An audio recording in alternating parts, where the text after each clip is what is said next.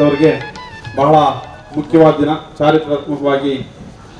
ಹಾಗೆ ಏನು ಕೃಷಿ ಸಾಂಸ್ಕೃತಿಕ ಕೇಂದ್ರದ ಮತ್ತೊಂದು ಪ್ರಮುಖವಾದಂತಹ ಮತ್ತು ಇತಿಹಾಸಾತ್ಮಕ ಒಂದು ದಿನ. ಈ ಒಂದು ಕಾರ್ಯಕ್ರಮಕ್ಕೆ ಕೃಷಿ ಸಾಂಸ್ಕೃತಿಕ ಕೇಂದ್ರದ ಉದ್ಘಾಟನೆ ಹಾಗೂ ಹೊಂಗೇವು ಪತ್ರಿಕೆಯ ಬಿಡುಗಡೆಗೆ ಆಗಮಿಸಿರ್ತಕ್ಕಂಥ ತಮ್ಮೆಲ್ಲರಿಗೂ ಸ್ವಾಗತವನ್ನ ಕೋರುತ್ತಾ, ಹಾಗೂ ಈ ಒಂದು ಕಾರ್ಯಕ್ರಮಕ್ಕೆ ಅತಿಥಿಗಳಾಗಿ ಆಗಮಿಸಿರ್ತಕ್ಕಂಥ ನಮ್ಮ ಬಸವಲಿಂಗ ಸರ್ ಅವರು ವೇದಿಕೆ ಮೇಲೆ ಬರಬೇಕಾಗಿ ಈ ಮೂಲಕ ಮನವಿ ಮಾಡ್ಕೊಳ್ತೇನೆ. ಹಾಗೆ ನಮ್ಮ ನಂಗ್ಲಿ ಚಂದ್ರಶೇಖರ್ ಸಾಹೇಬ್ರವರು ಅವರು ಸಹ ವೇದಿಕೆ ಮೇಲೆ ಬರಬೇಕು. ಹಾಗೆ ರಾಮ್ ಸಾರ್ ಅವರು ಮತ್ತು ಏಕತಾ ರವರು ಬರಬೇಕು. ಹಾಗೆ ಈ ಕಾರ್ಯಕ್ರಮದ ಅಧ್ಯಕ್ಷತೆಯನ್ನ ನರಸಿಂಹಯ್ಯ ಭಾಷಾ ತಜ್ಞರು ಇವರು ವಹಿಸ್ಕೊಳ್ಬೇಕಾಗಿ ಈ ತಮ್ಮ ಮೂಲಕ ಮನವಿ ಮಾಡ್ಕೊಳ್ತೇನೆ.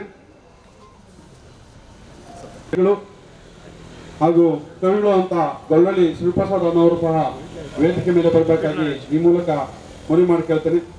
ಹಾಗೂ ಈ ಬುಡ್ಡಿ ದೀಪದ ಸಂಸ್ಥಾಪಕರು ಹಾಗೂ ನಮ್ಮ ಕೃಷಿ ಸಾಂಸ್ಕೃತಿಕ ಕೇಂದ್ರದ ಸಂಸ್ಥಾಪಕರು ಕಲ್ಪನೆಯ ನಮ್ಮ ಕೋರಿಗಲ್ ರಾಮಣ್ಣಸ್ವರ ವೇದಿಕೆ ಮೇಲೆ ಬರಬೇಕಾಗಿ ಈ ಮೂಲಕ ಮನವಿ ಮಾಡಿಕೊಳ್ತೇನೆ.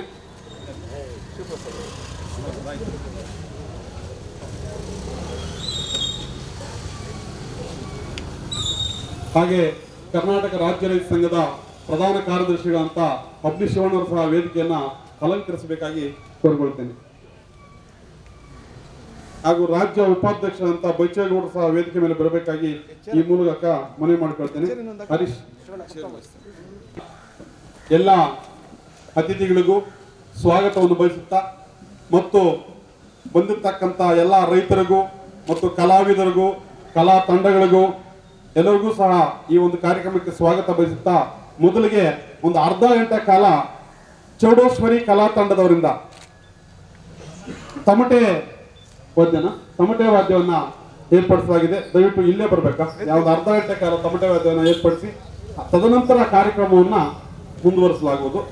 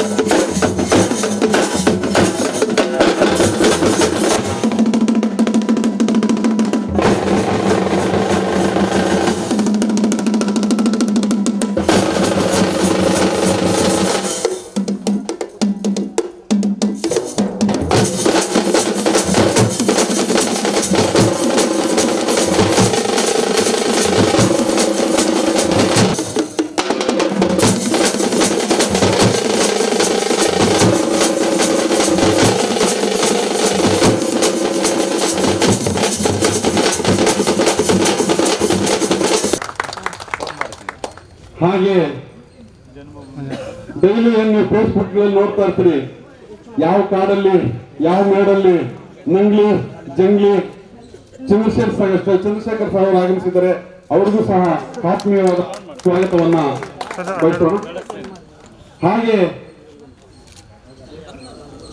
ಎಲ್ಲರ ಪರವಾಗಿ ಬಯಸುತ್ತಿದ್ದೇನೆ. ಹಾಗೂ ಈ ಎಲ್ಲದರ ರೂವಾರಿಗಳು, ನಮ್ಮ ಸಾಂಸ್ಕೃತಿಕ ಕೇಂದ್ರದ ಕೃಷಿ ಸಾಂಸ್ಕೃತಿಕ ಕೇಂದ್ರದ ರೂವಾರಿಗಳು, ಬುಡ್ಡಿ ದೀಪದ ರೂವಾರಿಗಳು ಆದಂತಹ ನಮ್ಮ ಕೋಟಿಗಳ ರಾಮಣ್ಣವರು ಸಹ ವೇದಿಕೆ ಮೇಲೆ ಆಸೀನರಾಗಿದ್ದಾರೆ. ಅವ್ರಿಗೂ ಸಹ ಸ್ವಾಗತವನ್ನ ಬಯಸ್ತೇನೆ.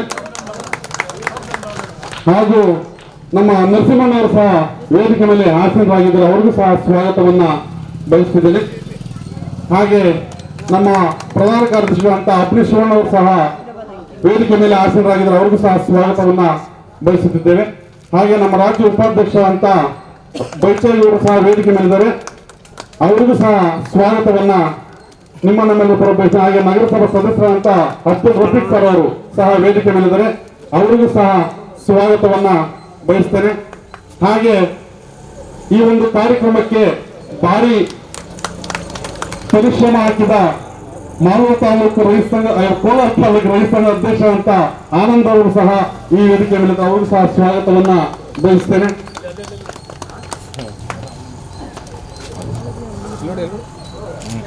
ಈಗ ಪ್ರಾಸ್ತಾವಿಕ ನುಡಿಯನ್ನ ನಮ್ಮ ಕರ್ನಾಟಕ ರಾಜ್ಯ ರೈತ ಸಂಘದ ಪ್ರಧಾನ ಕಾರ್ಯದರ್ಶಿಗಳಂತ ಶಿವಣ್ಣ ಅವರು ಮುಗಿಸ್ಕೊಡ್ಬೇಕಾಗಿ ಈ ಮೂಲಕ ಕೇಳ್ಕೊಳ್ತೇನೆ.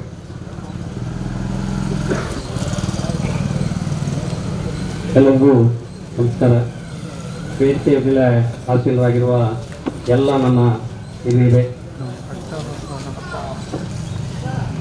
ನಾವು ರೈತ ಸಂಘದ ಒಂದು ಅಧ್ಯಯನ ಶಿಬಿರಕ್ಕೆ ಆದಿಮದಲ್ಲಿ ಕಾರ್ಯಕ್ರಮ ಮಾಡ್ತಾ ಇದ್ವಿ. ಆ ಕಾರ್ಯಕ್ರಮದಲ್ಲಿ ಸಂಪನ್ಮೂಲ ವ್ಯಕ್ತಿಗಳಾಗಿ ನಮ್ಮ ಕೋಟಗಂಡಿ ರಾಮಣ್ಣ ಅವರು ಬಂದಿದ್ದರು. ಆದರೆ ಅವರ ಒಡನಾಡಿಗಾಗಿ ನಾವು ಸುಮಾರು ಒಂದು 20-25 ವರ್ಷದಿಂದ ಅವ್ರ ಜೊತೆಲಿ ನಾವು ಬೆಳೆದು ಬಂದಿದ್ದೀವಿ. ಅವರು ಸ್ವಲ್ಪ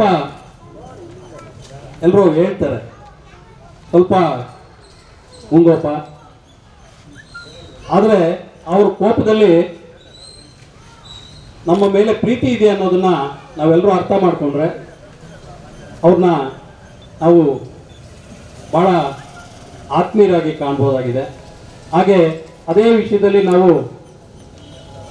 ಮತ್ತೊಂದು ಸಾರಿ ಬೆಟ್ಟದಲ್ಲಿ ಭೇಟಿ ಮಾಡಿದ್ವಿ. ಹೇಗಾಯ್ತು ಸರ್ ಅಧ್ಯಯನ ಶಿಬಿರ ಅಂತೆಲ್ಲ ಕೇಳೋಣ ಅಂತೇಳಿ ಹೋದಂಥ ಸಮಯದಲ್ಲಿ ಒಂದು ಬುಡ್ಡಿ ದೀಪದ ಪಾಠಶಾಲೆ ಕಾರ್ಯಕ್ರಮಗಳ ಬಗ್ಗೆ ನಮಗೆ ವಿವರವಾದಂಥ ಮಾಹಿತಿನ ಕೊಟ್ಟರು. ಆ ವಿಷಯದಲ್ಲಿ ಹಂಗೆ ಚರ್ಚೆ ಮಾಡ್ತಾ ಬೆಟ್ಟದಲ್ಲಿ ಆಗ್ತಿರುವಂಥ ಪರಿಸರ ಮಾಲಿನ್ಯನ ಡಿಸಿಗೆ ಮನವರಿಕೆ ಮಾಡಬೇಕು,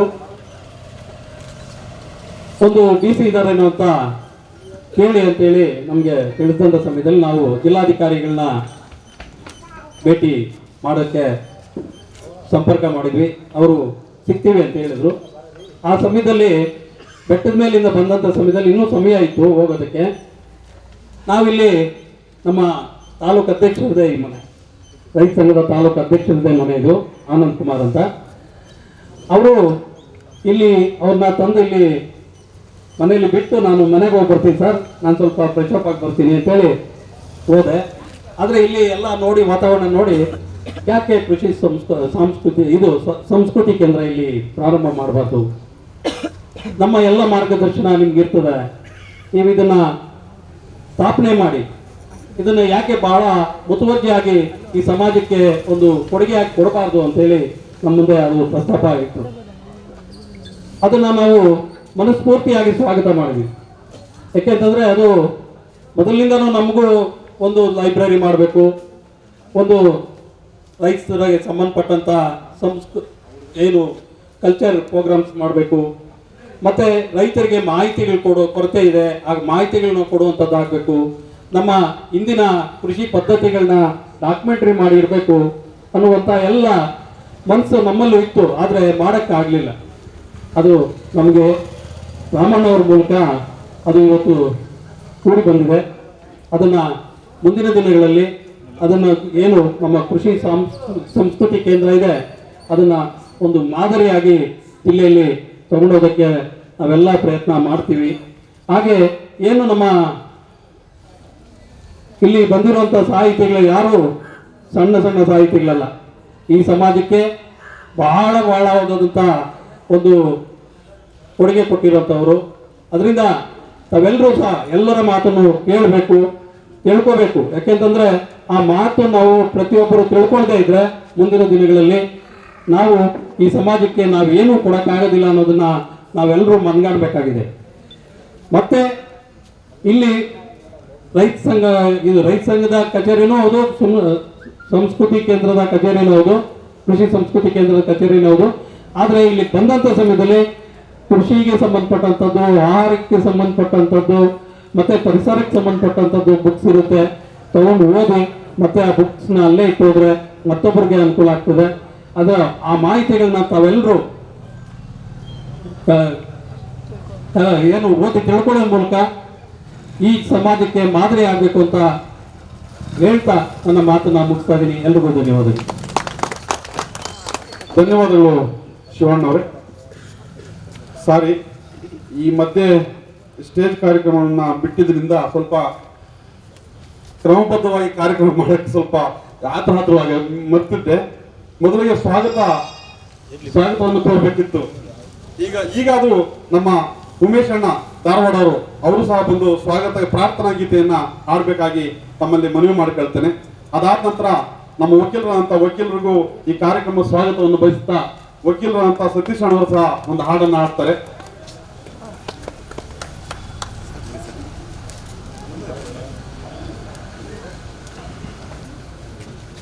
ಉಮೇಶ್ ಧಾರವಾಡಣ್ಣ. ಶಿವರುದ್ರಪ್ಪ ಅವರು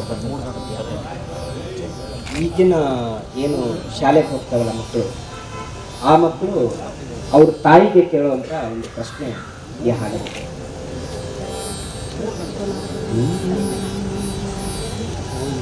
ಹೂವಿನ ದಳಗಳ ತುಂಬ ಅಮ್ಮ ಯಾಕಿಷ್ಟೊಂದು ಧೂಳು,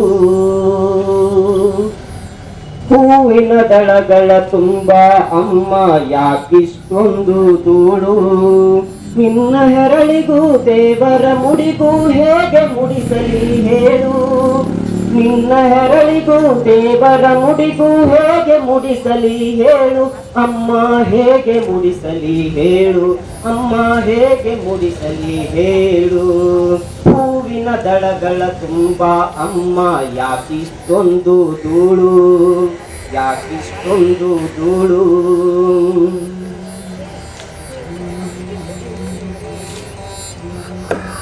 ಸುತ್ತಲೂ ಕಾಣುವ ಗಿಡ ಮರವೆಲ್ಲ ಯಾಕಿಷ್ಟೊಂದು ಗೋಳು,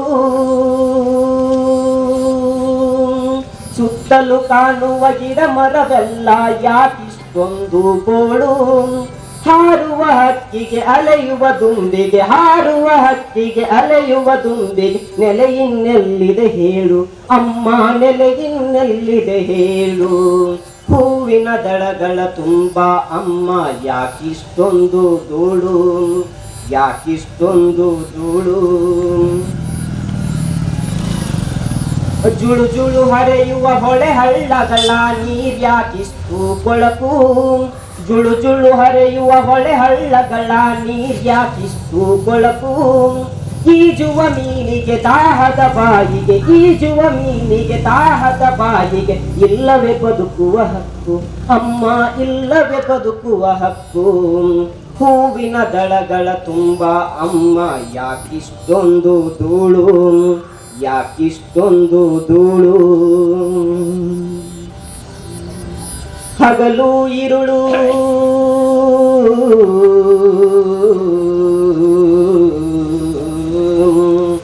ಹಗಲು ಇರುಳು ಯಾಕಿಷ್ಟೊಂದು ಸಾವಿರ ಗಾಳಿಗಳುರುಳು, ಹಗಲು ಇರುಳು ಯಾಕಿಷ್ಟೊಂದು ಸಾವಿರ ಗಾಳಿಗಳುರುಳು, ಈ ಗದ್ದಲದೊಳು ಕೇಳಿಸದಾಗಿದೆ, ಈ ಗದ್ದಲದೊಳು ಕೇಳಿಸದಾಗಿದೆ ನಿನ್ನ ಜೋಗುಳದ ಕೊಳಲು, ಅಮ್ಮ ನಿನ್ನ ಜೋಗುಳದ ಕೊಳಲು, ಅಮ್ಮ ನಿನ್ನ ಜೋಗುಳದ ಕೊಳಲು, ಹೂವಿನ ದಳಗಳ ಹೂವಿನ ದಳಗಳ ತುಂಬ ಅಮ್ಮ ಯಾಕಿಷ್ಟೊಂದು ಧೂಳು, ಯಾಕಿಷ್ಟೊಂದು ಧೂಳು, ಯಾಕಿಷ್ಟೊಂದು ಧೂಳು.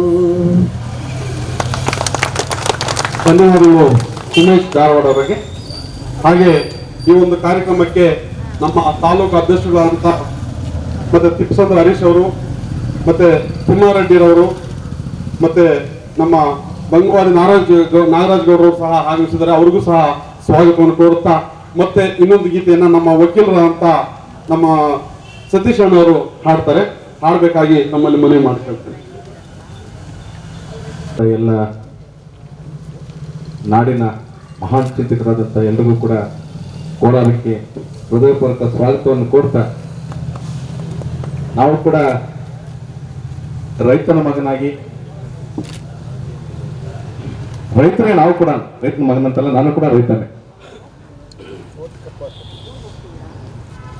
ಆ ನಿಟ್ಟಿನಲ್ಲಿ ರೈತನ ಮಗನಾಗಿ ಮತ್ತೆ ಈ ಜಿಲ್ಲೆ ಸುಮಾರು 90ರಿಂದ ಬಹಳ ಬರಗಾಲ ಆಗಿತ್ತು. ಏನ್ ಮಾಡೋದು, ನೀರೆಲ್ಲ ಹೋಗ್ತಾ ಇದೆ ಕೆಳಗಡೆಗೆ. 180ರಿಂದ 200 ಆಯ್ತು, 500 ಆಯ್ತು, 600 ಆಯ್ತು, 1000 ಆಯ್ತು, 1800 ಅಡಿ ಆಯ್ತು, ನೀರು ಇರಲಿಲ್ಲ. ಆ ನಿಟ್ಟಿನಲ್ಲಿ ನಾವು ಕೂಡ ಒಂದು ನಾಟಕವನ್ನು ಮಾಡಿ ಎಲ್ಲೋದಿ ಗಂಗವ್ವ ಅಂತ ನಮ್ಮ ಗೊಲ್ಲಳ್ಳಿ ಶಿವಪ್ರಸಾದ್ ಅಣ್ಣವರು ಸ್ಯಾಟಲೈಟ್ನವರು ಕೊಟ್ಟುಕೊಳ್ಳೋದಂತ ಒಂದು ಹಾಡನ್ನು ಕೂಡ ಬರ್ಕೊಟ್ಟಿದ್ರು. ತುಂಬಾ ಜಿಲ್ಲೆ ಪೂರ್ತಿ ಹಾಡುಗಳನ್ನು ಆಡಿದ್ವಿ.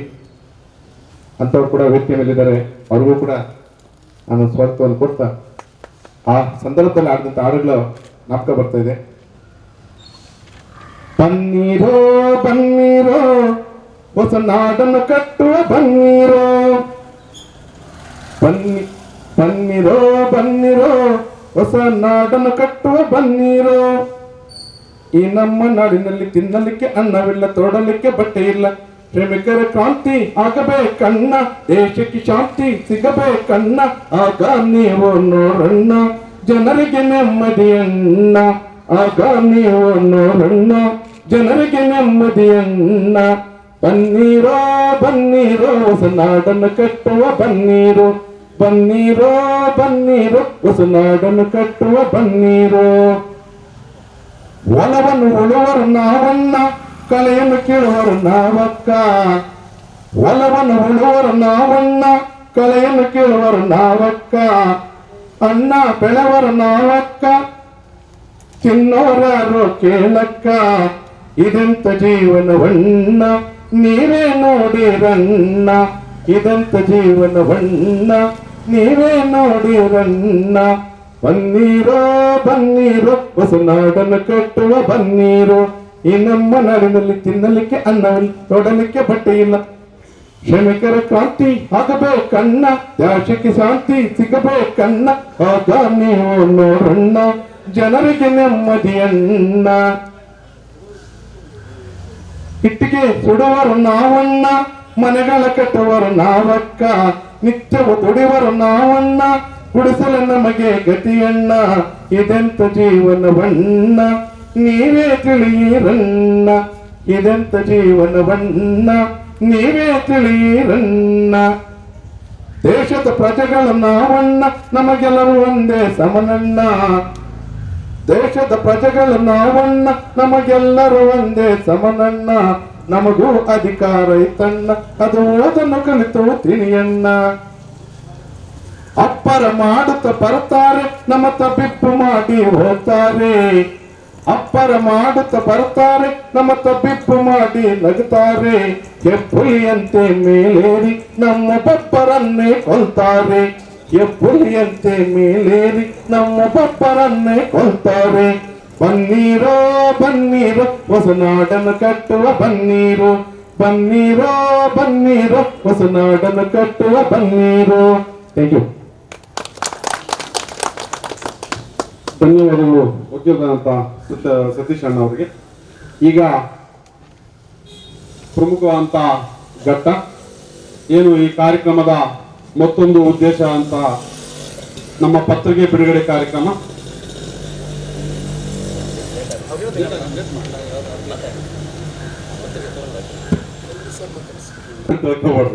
ಎಲ್ಲ ಹಬ್ಬ ಮಿಸ್ ಮಾಡ್ಕೊಂಡ್ಬಿಟ್ರಿ ನೀವು. ಇಂಥ ಕೋಲಾರ ನಗರದಲ್ಲಿ ಇಂಥ ಒಂದು ಚಿಕ್ಕದಾದ ಕಾರ್ಯಕ್ರಮದಲ್ಲಿ ಇಂಥ ಒಂದು ಸ್ವಾರಸ್ಯಕರವಂತ ವ್ಯಕ್ತಿಗಳನ್ನ ಸಿಗೋದು ಬಹಳ ವಿರಳ. ಇವತ್ತು ನಾವೆಲ್ಲ ಪುಣ್ಯ ಮಾಡ್ಕೊಂಡಿದ್ವಿ.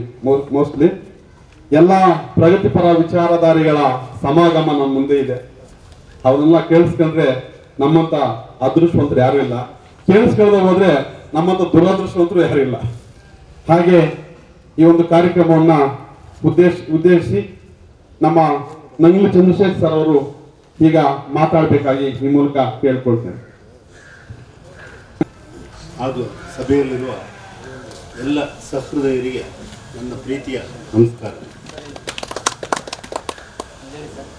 ಕೃಷಿ ಸಂಸ್ಕೃತಿ ಕೇಂದ್ರ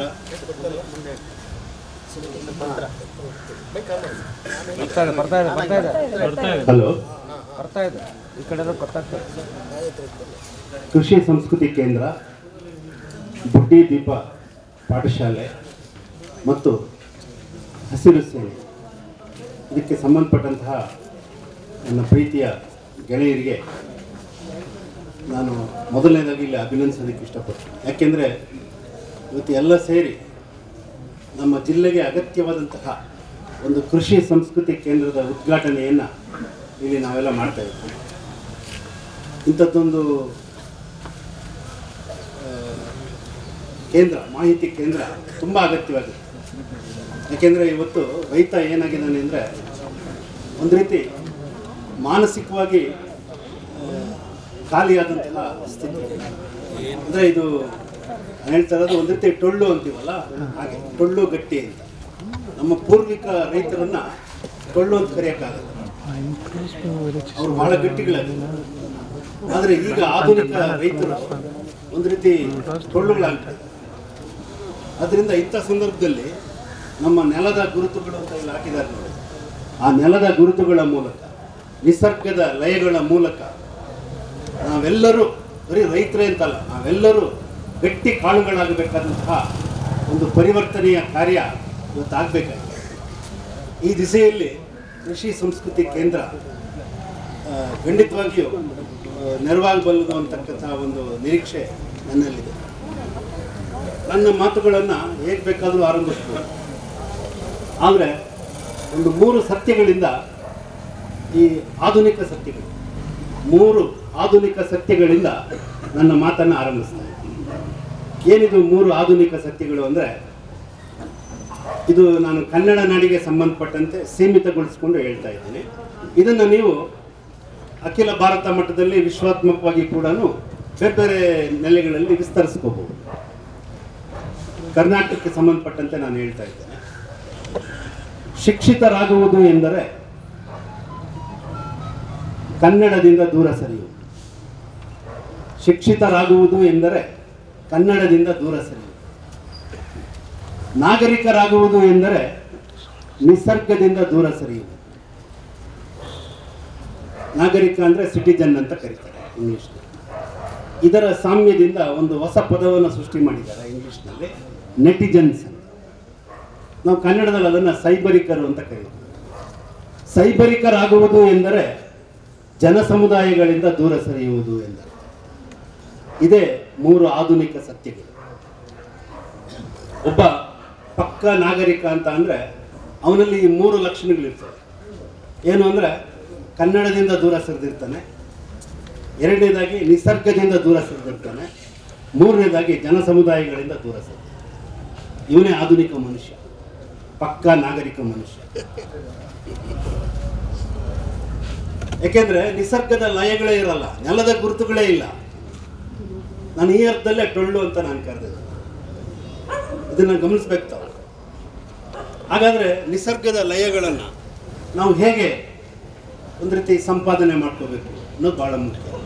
ಈ ದಿಸೆಯಲ್ಲಿ ನಾನು ಒಂದು ಪ್ರಾಕೃತಿಕ ವಿದ್ಯಮಾನವನ್ನು ತಮಗೆ ನೆನಪು ಮಾಡಿ ಹೇಳ್ತೀನಿ.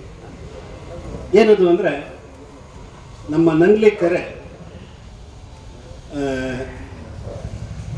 ಕಳೆದ 2 ದಿನಗಳಿಂದ ಕೋಡಿಯಾಗಿ ಹೋಗ್ತಾರೆ. ಈಗಾಗಲೇ ನೀವೆಲ್ಲ ಫೇಸ್ಬುಕ್ಕಲ್ಲಿ ನೋಡಿರ್ಬೋದು, ಅಥವಾ ಪ್ರತ್ಯಕ್ಷವಾಗಿ ಕೆಲವರು ನೋಡಿದ್ರು, ಏನು ಆಶ್ಚರ್ಯ ಇಲ್ಲ. ಯಾಕೆ ಇದು ನಾನು ವಿಶೇಷವಾಗಿ ಇಲ್ಲಿ ಹೇಳ್ತಾ ಇದ್ದೀನಿ ಅಂದರೆ, ನನ್ನ ಬಾಲ್ಯದಲ್ಲಿ ನಾನು ಬೆಂಗಳೂರಿನಲ್ಲಿ ಓದಿದ್ದು. ನಮ್ಮ ತಂದೆ ಪೊಲೀಸ್ ಇಲಾಖೆಯಲ್ಲಿದ್ದರು. ಹೀಗಾಗಿ ಬೆಂಗಳೂರಿನಲ್ಲೇ ನಾನು ಓದಿದ್ದು. ಆದರೆ ರಜಾದಲ್ಲಿ, ಪ್ರತಿ ಬೇಸಿಗೆ ರಜಾದಲ್ಲಿ ತಪ್ಪದೆ ನಂಗ್ಲಿಗೆ ಬರ್ತಾಯಿದ್ದೆ. ನಾನು ಬಂದಾಗೆಲ್ಲ ನಂಗ್ಲಿ ಕೆರೆ ಯಾವಾಗಲೂ ಕೂಡಿ ಹೋಗ್ತಾ ಇತ್ತು. ಬೇಸಿಗೆಯಲ್ಲಿ ರಾಜಕಾಲುವೆಗಳು ಹೇಗಿತ್ತು ಅಂದರೆ ಅಷ್ಟು ಅದ್ಭುತವಾಗಿ ರಾಜಕಾಲುವೆಗಳ ನೆಟ್ವರ್ಕ್ ಇತ್ತು.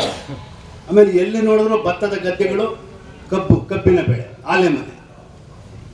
ತಿರ್ಗಾ ಅಂತ ನಂಗ್ಲಿನ ನಾನು ನೋಡ್ತೀನ ಇಲ್ವಾ ಅಂತ ಅನಿಸ್ಬಿಟ್ಟಿದೆ ನನಗೀಗ. ಯಾಕೆಂದರೆ ಇವಾಗ ಕೆರೆ ನೀರನ್ನು ಕೃಷಿಗೆ ಬಿಡಬಾರ್ದು ಅಂತ ನಿಯಮ ಇದೆ. ಹೀಗಾಗಿ ಆ ಕೆರೆಯಲ್ಲಿ ಮೀನುಗಳ ಸಾಕಾಣಿಕೆ ಮಾಡ್ತಾರೆ ಮತ್ತು ಅದನ್ನು ಲಾಭಕ್ಕೆ ಮಾರ್ಕೊಳ್ತಾರೆ.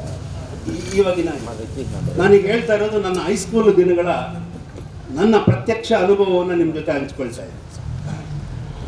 ಆಗ ಕೆರೆ ತುಂಬೋದು ಅಂತ ಅಂದರೆ ಮಾಮೂಲಿ ವಿಷಯ ಆಗಿತ್ತು. ಅದು ಪ್ರತಿ 2 ವರ್ಷಕ್ಕೆ ಅಥವಾ 3 ವರ್ಷಕ್ಕೆ ಒಂದು ಸರ್ತಿ ಕೆರೆ ತುಂಬುತ್ತಾ ಇತ್ತು.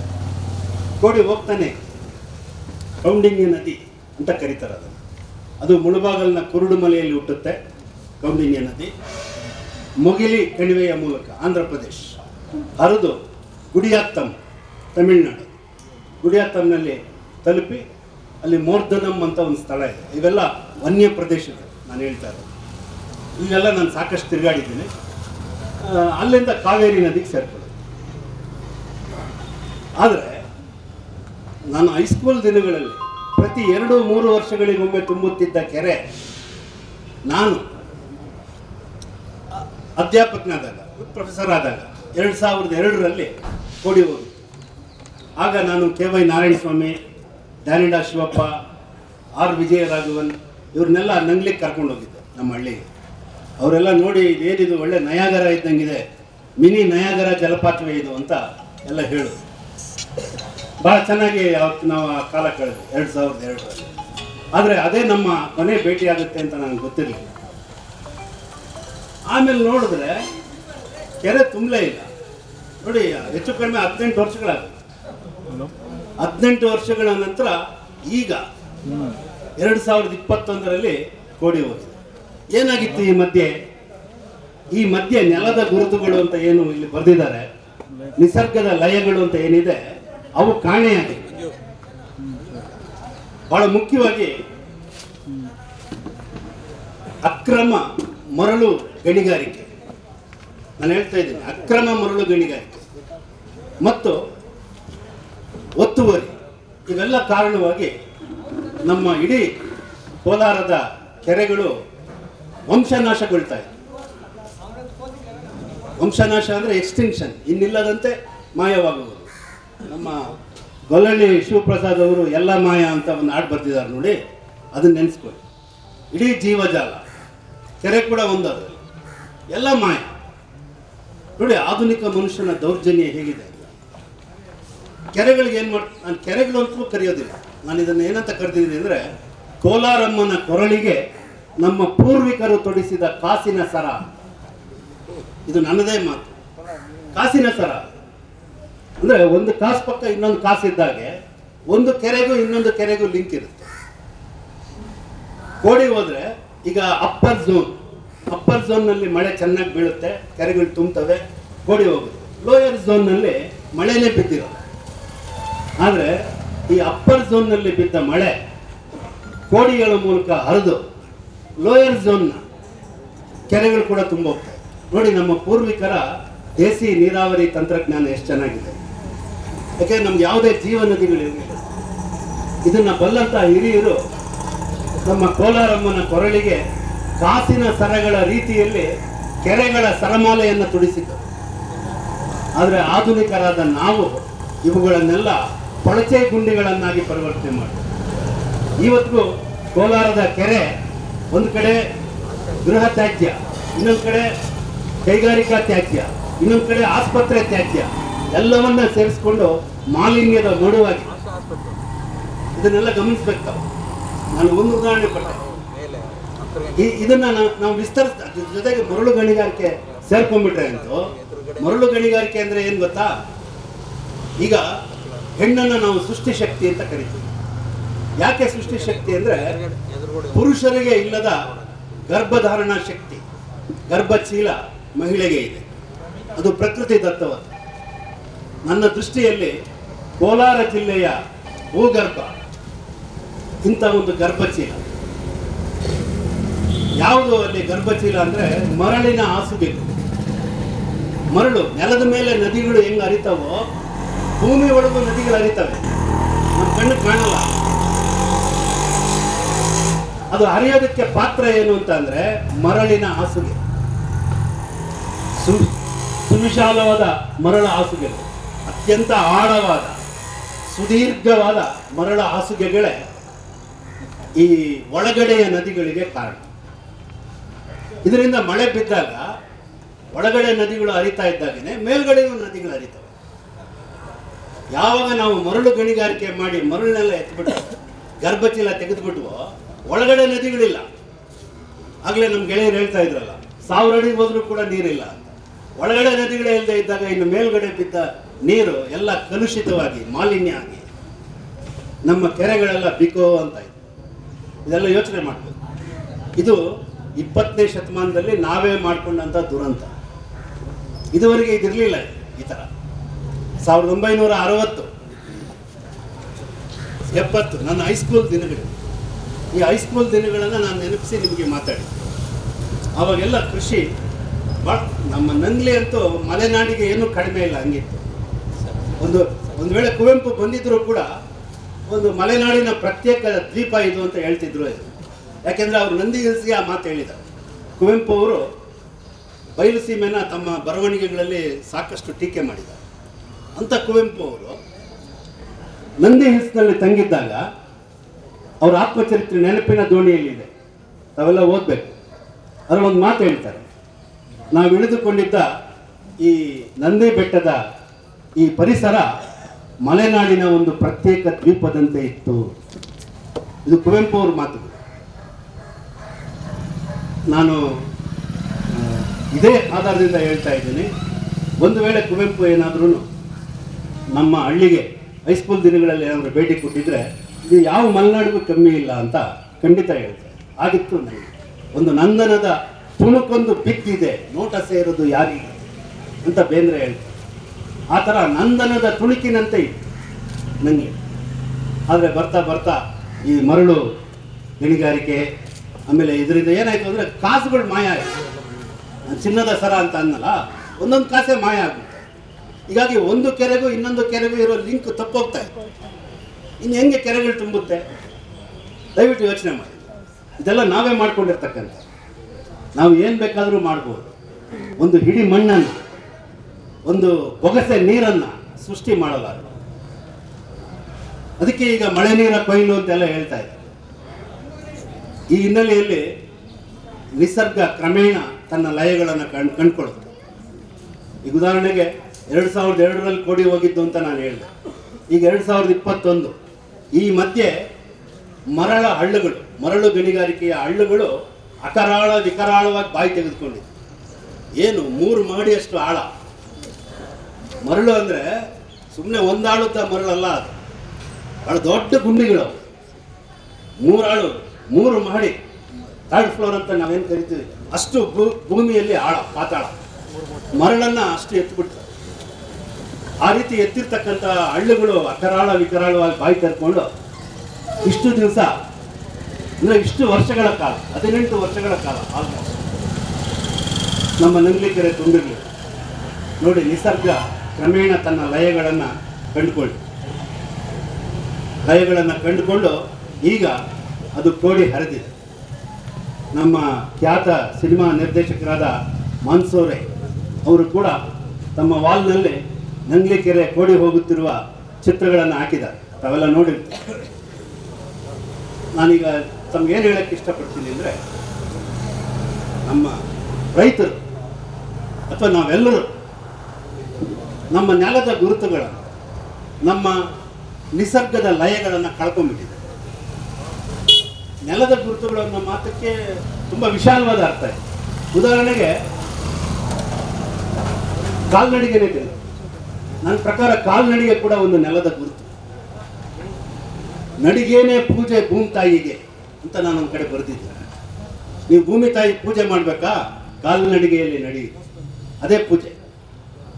ಆದರೆ ಇವತ್ತು ಎಷ್ಟೋ ಜನಕ್ಕೆ ಹೇಗೆ ನಡೆಯೋದು ಅನ್ನೋದೇ ಗೊತ್ತಿಲ್ಲ. ಅದರಲ್ಲೂ ಒಂದು ಇಡೀ ದಿನ ನಡೆಯೋದಂತೂ ಗೊತ್ತೇ ಇಲ್ಲ. ಏನೋ ಒಂದಷ್ಟು ದೂರ ನಡ್ಕೋಬೋದು ಅಷ್ಟೇ. ಆದರೆ ಇಡೀ ದಿನ ನಡೆಯೋದಿದೆಯಲ್ವಾ, ನಾನಂತೂ ನಮ್ಮ ಕೌಂಡಿನ್ಯ ವೈಲ್ಡ್ ಲೈಫ್ ಸ್ಯಾಂಕ್ಚುರಿ ಅಂತ ಕರೀತಾರೆ, ಕೌಂಡಿನ್ಯ ರಿಸರ್ವ್ ಫಾರೆಸ್ಟ್, ಇಲ್ಲಿ ಕಳೆದ 30 ವರ್ಷಗಳಿಂದ ಸಾಕಷ್ಟು ಅಲೆದಾಡಿದ್ದೀನಿ ನನ್ನ ಗೆಳೆಯರ ಜೊತೆ. ಬಹಳ ಅದ್ಭುತವಾದಂಥ ಅನುಭವ ನನಗೆ ಸಿಕ್ಕಿದೆ. ಮಲೆನಾಡಿನ ಪಶ್ಚಿಮ ಘಟ್ಟದ ಕಾಡುಗಳಲ್ಲಿ ಏನೆಲ್ಲ ಜೀವಜಾಲವನ್ನು ಕಂಡಿದ್ದೀನೋ ಅದೇ ಜೀವಜಾಲವನ್ನು ಈ ಕಾಡುಗಳನ್ನು ಕೂಡ ನಾನು ನೋಡಿದೆ. ಕೋಲಾರಕ್ಕೆ ಇಷ್ಟು ಹತ್ತಿರದಲ್ಲಿ ಕಾಡಿದೆ ಅನ್ನೋದೇ ಭಾಳಷ್ಟು ಜನಕ್ಕೆ ಗೊತ್ತಿಲ್ಲ. ಕೇವಲ 60 ಕಿಲೋಮೀಟರ್ ದೂರ ಅಷ್ಟೇ.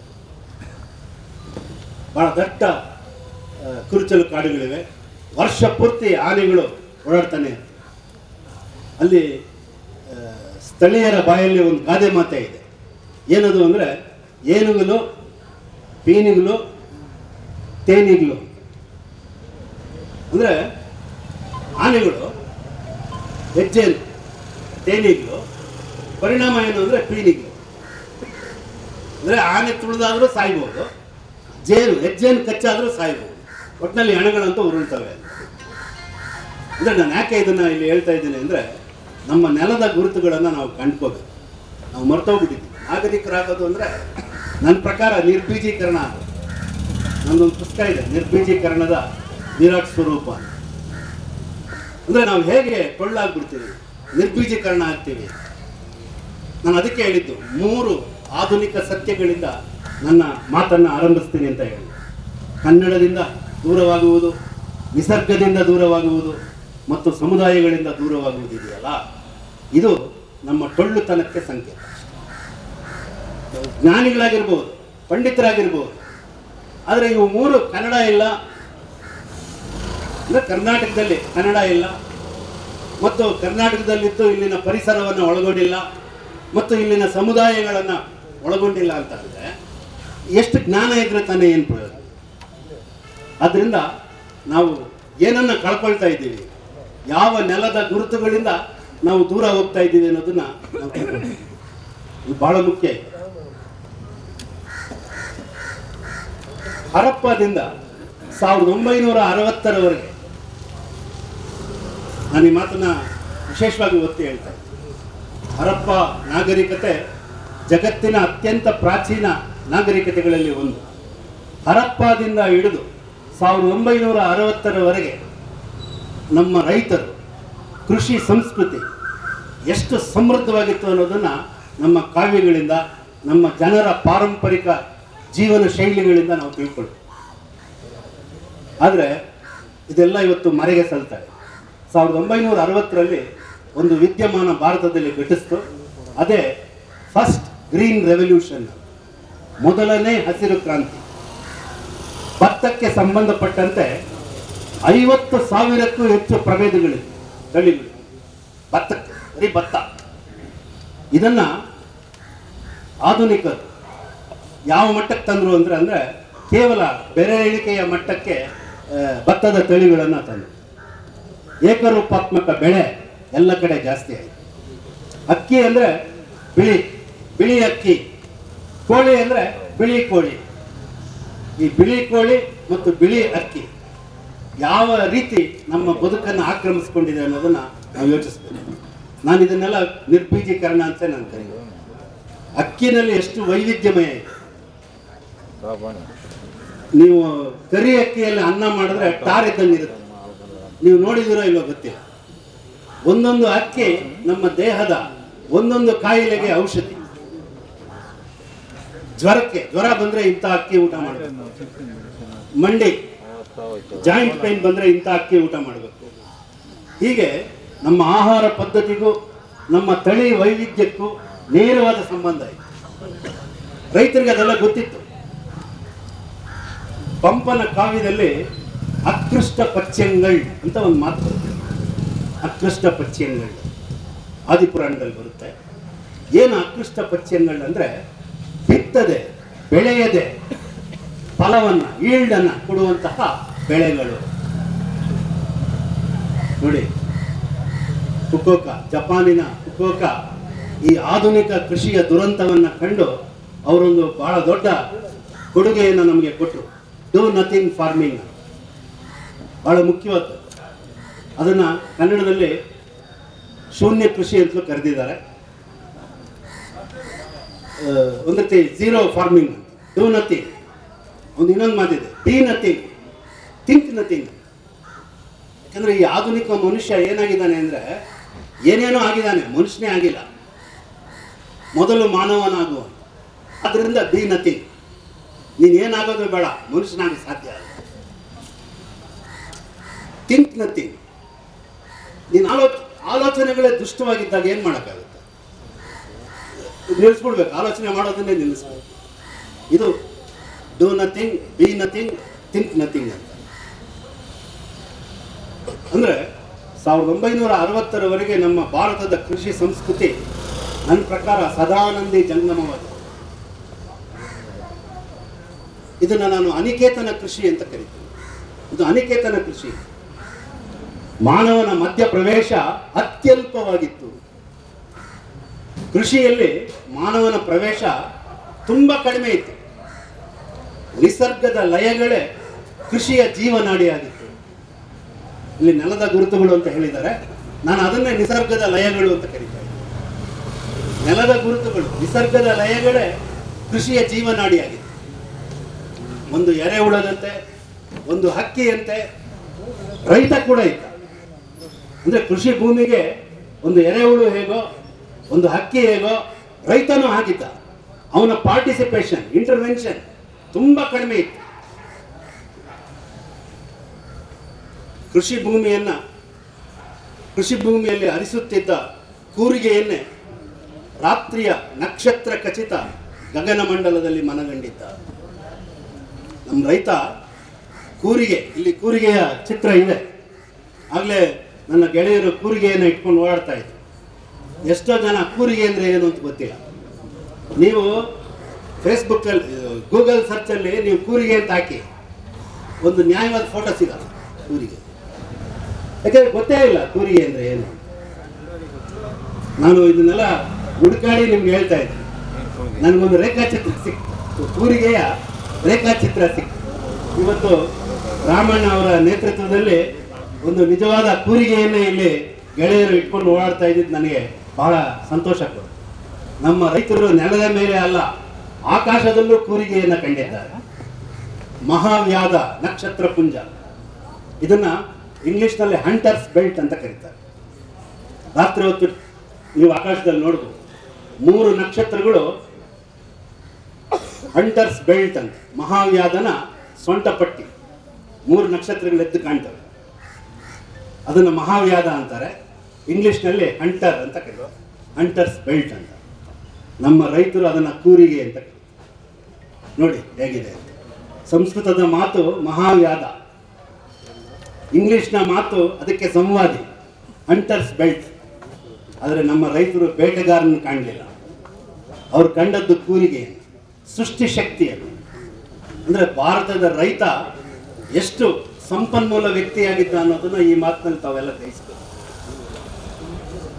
ಯಾಕೆಂದರೆ ನಿಸರ್ಗವನ್ನು ಬೇಟೆಯಾಡೋದಲ್ಲ, ಬೇಕಿಲ್ಲ ಅದು.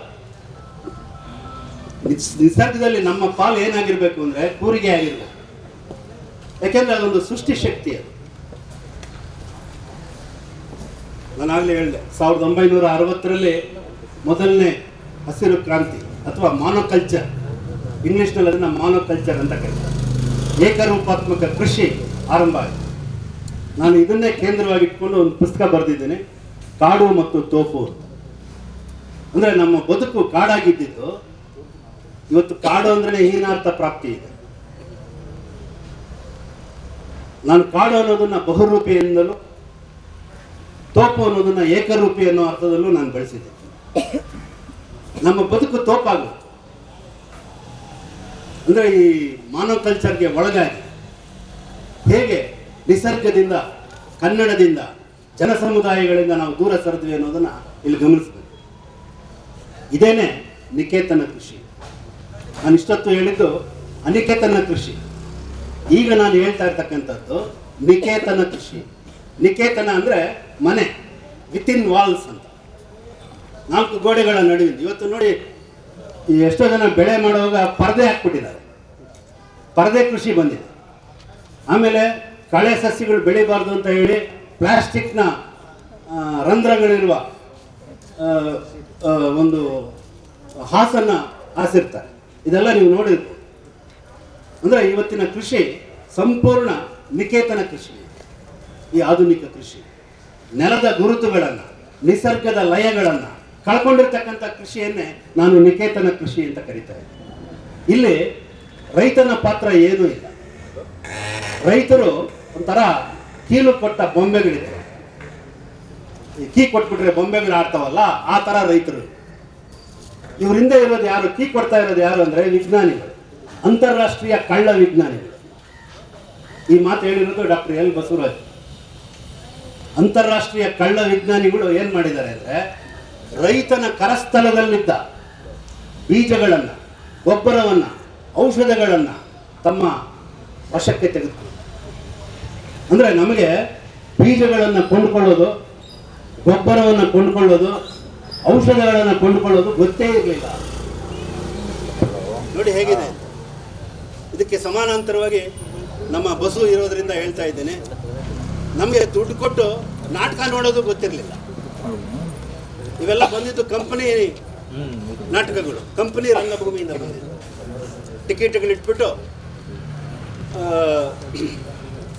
ನಾಟಕಗಳನ್ನು ಆಡಿಸಿ ದುಡ್ಡು ವಸೂಲಿ ಮಾಡತಕ್ಕಂಥ ಕ್ರಮ ನಮಗೆ ಕಂಪನಿ ನಾಟಕಗಳಿಂದ ಆರಂಭ. ಗಮನಿಸಿ ಗೆಳೆಯರೆ, ಕಂಪನಿ ಬೀಜಗಳು, ಕಂಪನಿ ಗೊಬ್ಬರಗಳು, ಕಂಪನಿ ಔಷಧಗಳ ಹಿಂದೆ ಅಂತಾರಾಷ್ಟ್ರೀಯ ಕಳ್ಳ ವಿಜ್ಞಾನಿಗಳೇ ಇರೋದು. ರೈತ ಇಲ್ಲ. ಪಾಪ ರೈತ ಇದಕ್ಕಾಗಿ ಕ್ಯೂ ನಿಂತ್ಕೊಂಡು ಗುಂಡೆ ತಿಂದು ಸತ್ತಿದ್ದಾರೆ. ಹಾವೇರಿಯನ್ನು ದೃಷ್ಟಿಯಲ್ಲಿ ಇಟ್ಕೊಂಡು ನಾನು ಈ ಮಾತು ಹೇಳ್ತಾ ಇದ್ದೆ. ಹಾವೇರಿಯಲ್ಲಿ ಬೀಜಕ್ಕಾಗಿ,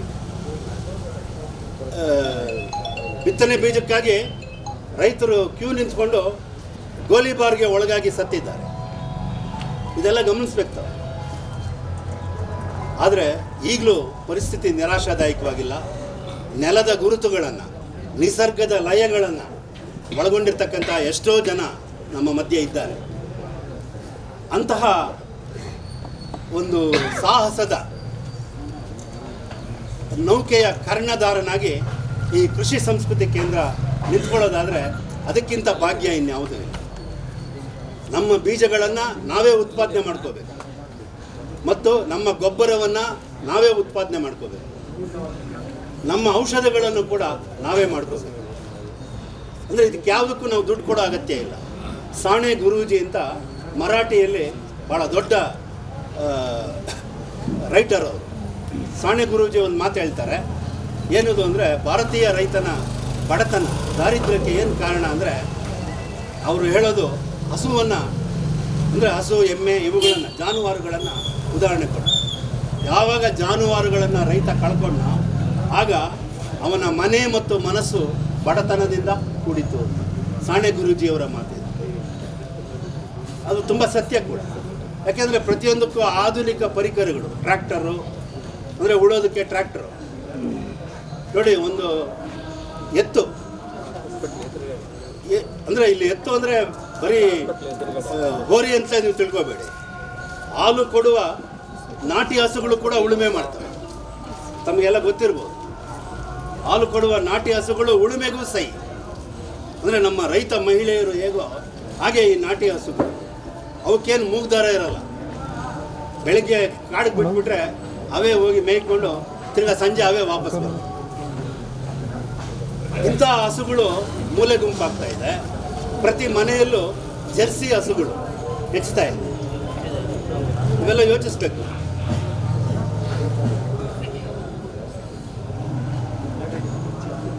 ಒಟ್ಟಿನಲ್ಲಿ ಬಹುಶ್ರುತರಾದ ಮತ್ತು ಬಹುಮುಖಿ ವ್ಯಕ್ತಿತ್ವದ ರೈತರು ನಮ್ಮ ಪೂರ್ವಿಕರು. ಅದನ್ನು ನಾವು ಕಳ್ಕೊಂಡು ಬಹಳ ಏಕರು, ತೋಪು ರೈತರು ಅಂತ ತಿಳ್ಕೊಂಡು, ಕಾಡು ರೈತರು ಹೊರಟೋದ್ರು, ತೋಪು ರೈತರು. ಈ ತೋಪು ರೈತರು ಆತ್ಮಹತ್ಯೆಗಳು ಮಾಡ್ಕೊಳ್ದೆ ಇನ್ನೇನು ಮಾಡ್ತಾರೆ? ಅಂದರೆ ನಾನು ಇದನ್ನ ಒಂದು ರೀತಿ ತಿರಸ್ಕಾರದಿಂದ ಹೇಳ್ತಾ ಇಲ್ಲ, ನೋವಿನಿಂದ ಹೇಳ್ತಾ ಇಲ್ಲ. ಅವರ ಆತ್ಮಹತ್ಯೆಗಳಿಗೆ ಕಾರಣ ಅವರು ತೋಪು ರೈತರಾಗಿರೋದೇ ಕಾರಣ. ಕಾಡು ರೈತರಾಗಿದ್ರೆ ಖಂಡಿತ ಅಂತವರು ಆತ್ಮಹತ್ಯೆಗಳು ಮಾಡ್ಕೊಳ್ಳೋದು. ರೈತರು ಎಂದರೆ ಕೇವಲ ರೈತ ಮಾತ್ರ ಆಗಿರಲಿಲ್ಲ, ರೈತ ಮಾತ್ರನೇ ಅಲ್ಲ ನೋಡಿ, ವೈದ್ಯ, ತತ್ವಜ್ಞಾನಿ, ಇಂಜಿನಿಯರ್, ಕಲಾವಿದ, ಕ್ರೀಡಾಪಟು, ಕವಿ ಇತ್ಯಾದಿ ಎಲ್ಲವೂ ತಾನೇ ಆಗಿದ್ದ ಬಹುಮುಖಿ ವ್ಯಕ್ತಿತ್ವ ನಮ್ಮ ಕಾಡು ರೈತ ನೋಡಿ. ಇವನು ಕಾಡು ರೈತ, ಬಹುಮುಖಿ ವ್ಯಕ್ತಿತ್ವ ಇರುತ್ತೆ. ಈ ಒಳ್ಳೆ ಕೀ ಕೊಟ್ಟ ಬೊಂಬೆ ಥರ ಕಂಪ್ನಿ ಬೀಜ, ಕಂಪ್ನಿ ಗೊಬ್ಬರ, ಕಂಪ್ನಿ ಔಷಧಿಗಳು ಹಾಕೋವನ್ನ ನಾನು ಹೇಗೆ ಕಾಡು ರೈತ ಅಂತ ಕರೀಲಿ? ಅಲ್ಲಮ ಪ್ರಭು ಕೂಡ ಒಂದು ಮಾತು ಹೇಳ್ತಾರೆ, ಬಿತ್ತದೆ ಬೆಳೆಯದೆ ಸುಖಿಯಾಗಿ ನಿಂದವರಾರು ಅಂತ. ಅಲ್ಲಮ ಪ್ರಭುವಿನ ಮಾತು ನೋಡಿ. ತುಕೋಕ 20ನೇ ಶತಮಾನದಲ್ಲಿ ಹೇಳಿದ್ದನ್ನ ಪಂಪ 10ನೇ ಶತಮಾನದಲ್ಲಿ, ಅಲ್ಲಮ ಪ್ರಭು 12ನೇ ಶತಮಾನದಲ್ಲಿ ಹೇಳಿದ, ಬಿತ್ತದೆ ಬೆಳೆಯದೆ ಸುಖಿಯಾಗಿ ನಿಂದವರಾರು. ಒಟ್ಟಲ್ಲಿ ನಿಸರ್ಗದ ಲಯಗಳನ್ನು ಜೀವ ಸಮಾಧಿ ಮಾಡಿ ನಿರ್ಬೀಜೀಕರಣದ ವಿರಾಟ್ ಸ್ವರೂಪದ ಮೂಲಕ ಕೃಷಿಯನ್ನ ಹಿಂಸಾತ್ಮಕವನ್ನಾಗಿ ಪರಿವರ್ತನೆ ಮಾಡಿದ್ದು ಆಧುನಿಕ ಮನುಷ್ಯ. ಅಂದ್ರೆ ಕೃಷಿನೇ ಹಿಂಸೆಯ ಸ್ವರೂಪದಿಂದ ಕೂಡಿದೆ. ಯಾಕೆಂದ್ರೆ ಈ ಕಡೆ ಎರೆಹುಳ ಇಲ್ಲ, ಈ ಕಡೆ ಜೀವಜಾಲ ಇಲ್ಲ, ಎಲ್ಲ ಒಂದು ರೀತಿ ಮನಿ ಮೈಂಡೆಡ್ ಅಂತೀವಲ್ಲ ಆ ಥರ. ನಾನು ಇದನ್ನೇ ಹಿಂಸಾತ್ಮಕ ಕೃಷಿ ಅಂತ ಕರೀತೀನಿ. ಬೇಸಾಯ ಅಂದರೆ ಏನು ಅಂದರೆ ಹೊಸ ವ್ಯಾಖ್ಯಾನ. ನಾಸಾಯ, ನೀಸಾಯ, ಬೇಸಾಯ ಅಂತ ಕೆಲವರು ಹೇಳಿದ್ದಾರೆ. ಆದ್ರಿಂದ ನಾನು ಇದನ್ನು ಹಿಂಸಾತ್ಮಕ ಕೃಷಿ ಅಂತ ಕರೀತೀನಿ.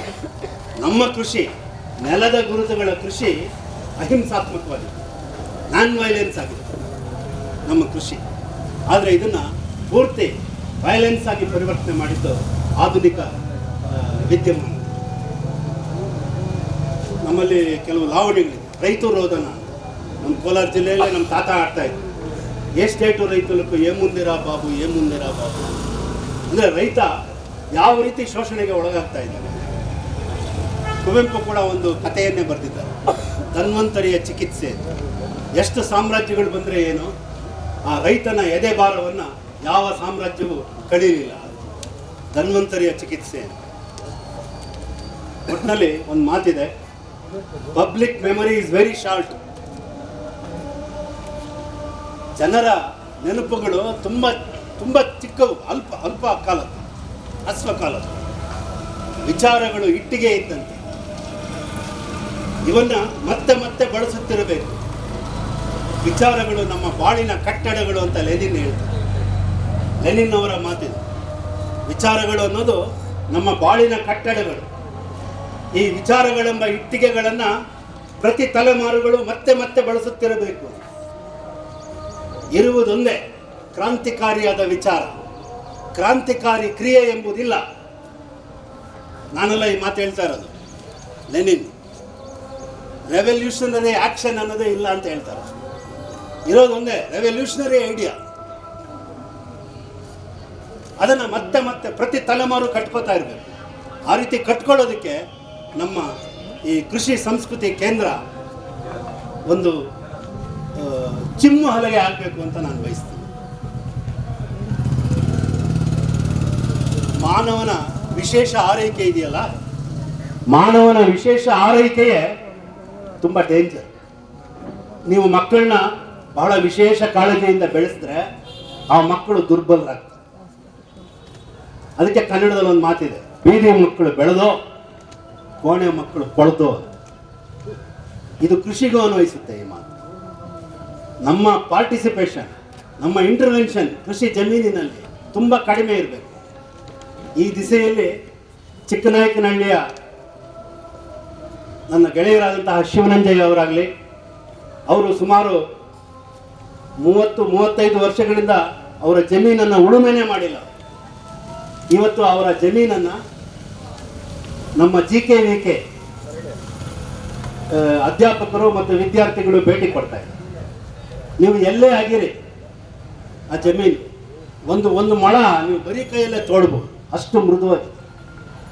ಅಲ್ಲಿ ಬಿದ್ದಂತಹ ಮಳೆ ನೀರು, ಶಿವನಂಜಯ್ಯ ಅವರ ಜಮೀನಲ್ಲಿ ಬಿದ್ದಂತಹ ಮಳೆ ನೀರು ಒಂದು ಹನಿ ಕೂಡ ಹೊರಗಡೆ ಬರೋದು. ಅವರ ತೋಟ ಹೇಗಿದೆ ಅಂದರೆ ನಮ್ಮ ಕೋಲಾರದ್ದೇ ಪರಿಸರ, ಬೆಂಗಾಡು, ಚಿಕ್ಕನಾಯಕನಹಳ್ಳಿ. ಆದರೆ ಶಿವನಂಜಯ್ಯ ಅವರ ತೋಟ ಹೇಗಿದೆ ಅಂದರೆ ನಂದನದ ತುಣುಕು. ನೀವೆಲ್ಲ ನಮ್ಮ ರೈತರು ಅಲ್ಲಿ ಹೋಗಿ ನೋಡಬೇಕು. ಶಿವನಂಜಯ್ಯ ಈ ಬಗ್ಗೆ ಹಲವು ಕೃತಿಗಳನ್ನು ಕೂಡ ಬರೆದಿದ್ದಾರೆ. ಒಟ್ಟಿನಲ್ಲಿ ಒಂದು ಮಾತನ್ನು ಹೇಳಿ ನಾನು ಭಾಷಣ ನಿಲ್ಲಿಸ್ತೀನಿ.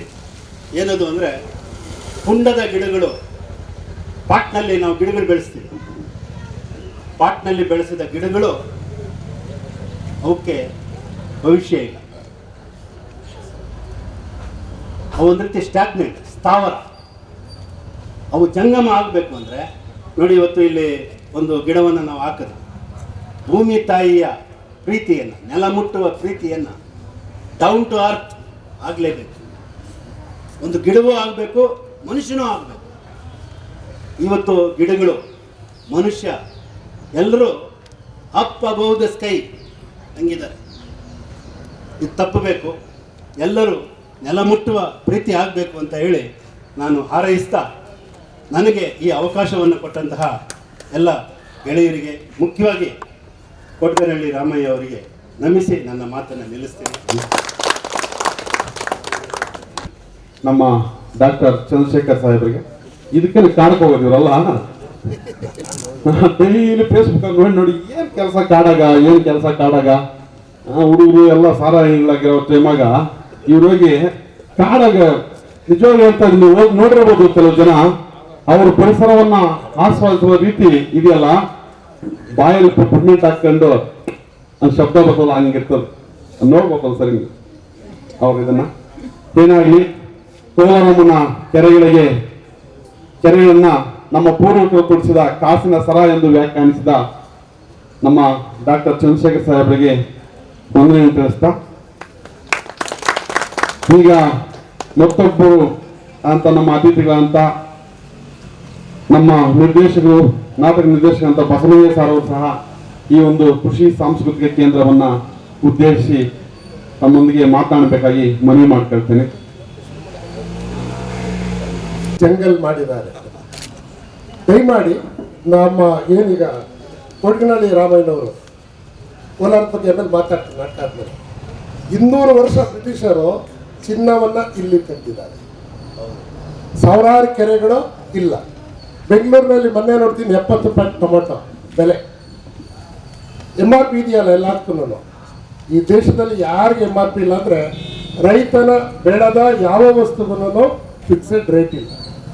ಅದು ಯಾವಾಗ ನೀವು ಹಾಕ್ತೀರೋ, ಇವೇನು ಹೇಳ್ತಾರಲ್ಲ ನಗರದವರು ಇರಲ್ಲ, ಏನು ಸಿಮೆಂಟ್ ತಿಂತಾರ ಬೆಂಗಳೂರಲ್ಲಿ ಇರೋರು, ಡೆಲ್ಲಿಲಿರೋರು. ಅದಕ್ಕೆ ಚೈನಾದವರೀಗ ಅಕ್ಕಿ ಬದಲು ಪ್ಲಾಸ್ಟಿಕ್ ಅಕ್ಕಿ ಸೇರಿಸ್ತಾ ಇದ್ದಾರೆಲ್ಲ. ಅದಕ್ಕೆ ಈಗ ನಾವೊಂದು ನಾಟಕ ನೋಡೋಣ. ಈಗ ಪ್ರೇಕ್ಷಕರು ನೀವು ಎಲ್ಲಿ ಕೊಟ್ಟಿದ್ದೀರಿ, ಈ ಕಡೆ ಇರೋರು ಮಧ್ಯದಲ್ಲಿ ಜಾಗ ಮಾಡ್ಕೊಡಿ, ನಮಗೆ ವೃತ್ತ ಮಾಡ್ಕೊಳ್ಳಿ. ಗಂಗಮ್ಮ ನೀರಿನಾಗ ಜಡ ಎಣಿತಾಳೆ ಅನ್ನೋದು ನೋಡೋಣ ನಾವು.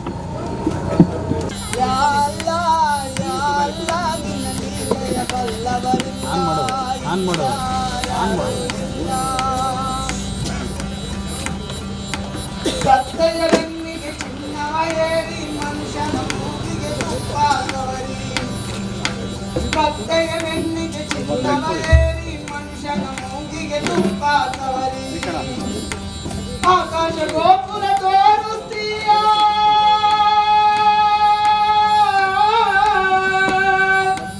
ಆಕಾಶ ಗೋಪುರ ತೋರಿಸ್ತೀಯ, ಗುರು ಗುರು ಗುರು ಗುರು ಆರಿಸ್ತೀಯ.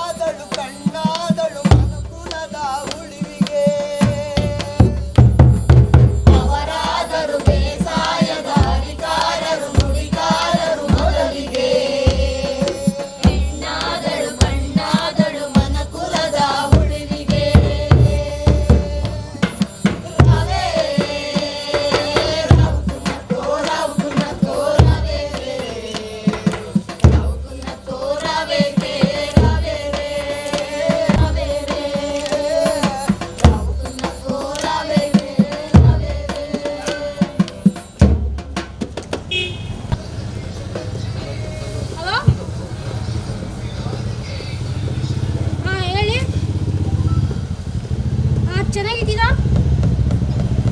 ನಾನು ಚೆನ್ನಾಗಿದ್ದೀನಿ. ಊಟ ಆಯ್ತಾ? ನಮ್ಮದು ಆಯ್ತು. ಎಲ್ಲಿದ್ದೀನಿ?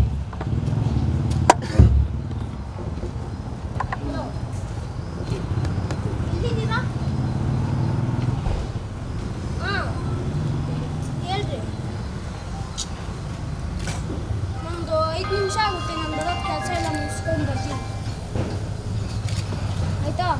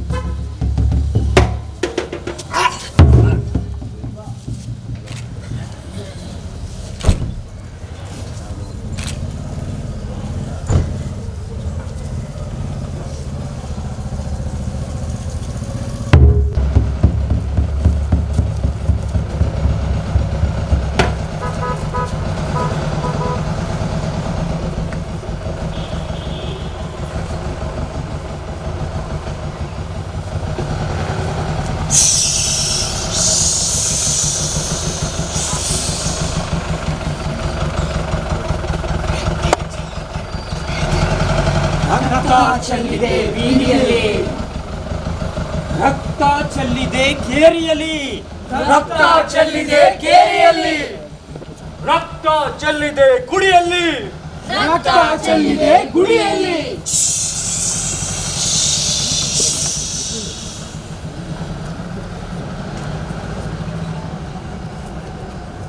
ರಕ್ತ ಚೆಲ್ಲಿದೆ ಚೌಕದಲ್ಲಿ, ರಕ್ತ ಚೆಲ್ಲಿದೆ ಚೌಕದಲ್ಲಿ, ರಕ್ತ ರಕ್ತ ರಕ್ತ ರಕ್ತ ರಕ್ತ ರಕ್ತ ರಕ್ತ ರಕ್ತ ರಕ್ತ. ಇದು ಯಾರ ರಕ್ತ? ಇದು ನಿನ್ನ ರಕ್ತ ಅಲ್ಲ, ಭಾರತೀಯ ಸಹೋದರನ ರಕ್ತ. ಸಂವಿಧಾನ ಎಂದು ಹರಿಯುತ್ತಿರುವ ರಕ್ತ, ರಕ್ತ ಕೊಂದ ಕಲೆ, ರಕ್ಷಣೆ ಕರ್ತವ್ಯವಾಗಿದ್ದ ದೇಶದಲ್ಲಿ ಹರಿಯುತ್ತಿರುವ ರಕ್ತ. ರಕ್ತ ಶಬ್ದ ಶಬ್ದ ರಕ್ತ ರಕ್ತ ಶಬ್ದ ಶಬ್ದ ರಕ್ತ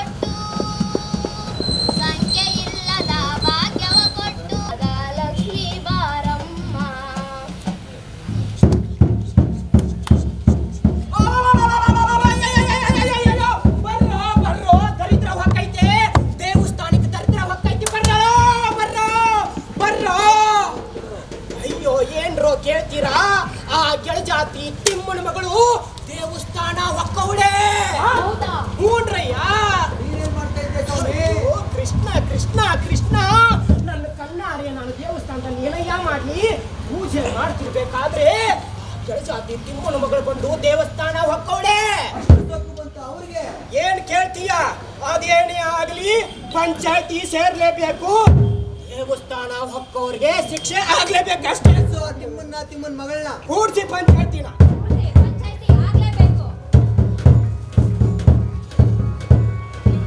ಐತಿ.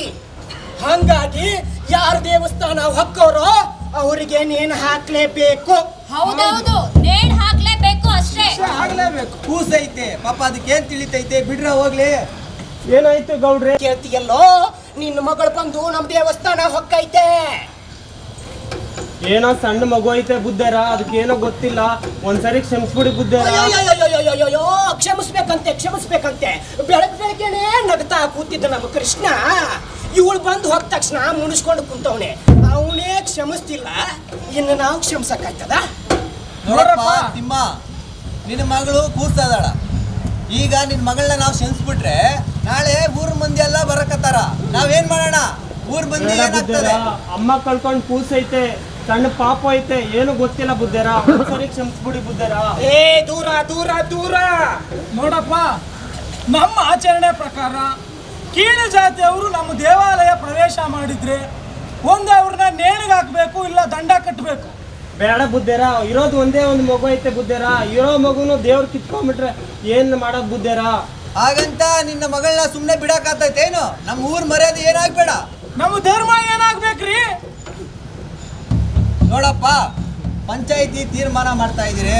ಹಿರಿನಾಗಿ ಒಂದು ಮಾತು ಹೇಳ್ತೀನಿ, ಆ ಮಗು ನೇಣು ಹಾಕೋದು ಬೇಡ ಅಂದ್ರೆ ಅವನಿಗೆ 5,000 ದಂಡ ಹಾಕ್ರಿ.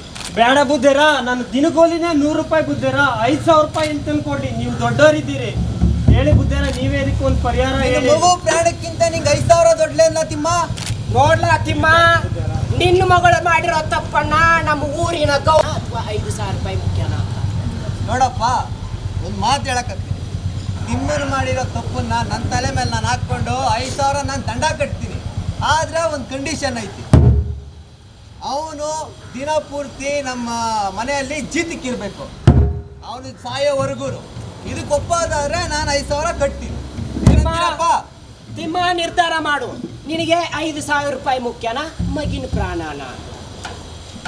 ಆಯ್ತು ಬುದ್ಧರ, ನೀವ್ ಹೇಳ್ದಂಗೆ ಆಗ್ಲಿ. ನಿಮ್ಮ ಮನೇಲಿ ನಾನು ಜೀತಕ್ಕಿರ್ತೀನಿ, ಆದ್ರೆ ನಮ್ಮ ಮಗಿಗೆ ಮಾತ್ರ ಏನಾಗ್ಬಾರ್ದು ಬುದ್ಧರ. ಏನಂತೀರಪ್ಪ? ಆಗ್ಬಹುದು. ನೋಡ್ರಪ್ಪ, ಪಂಚಾಯಿತಿ ತೀರ್ಮಾನ ಏನಂದ್ರೆ ತಿಮ್ಮನ ತಪ್ಪಿಗೆ ಗೌಡ್ರು ಆಗಬಹುದೇನಪ್ಪ? ಪಂಚಾಯಿತಿ ಮುಕ್ತಾಯ.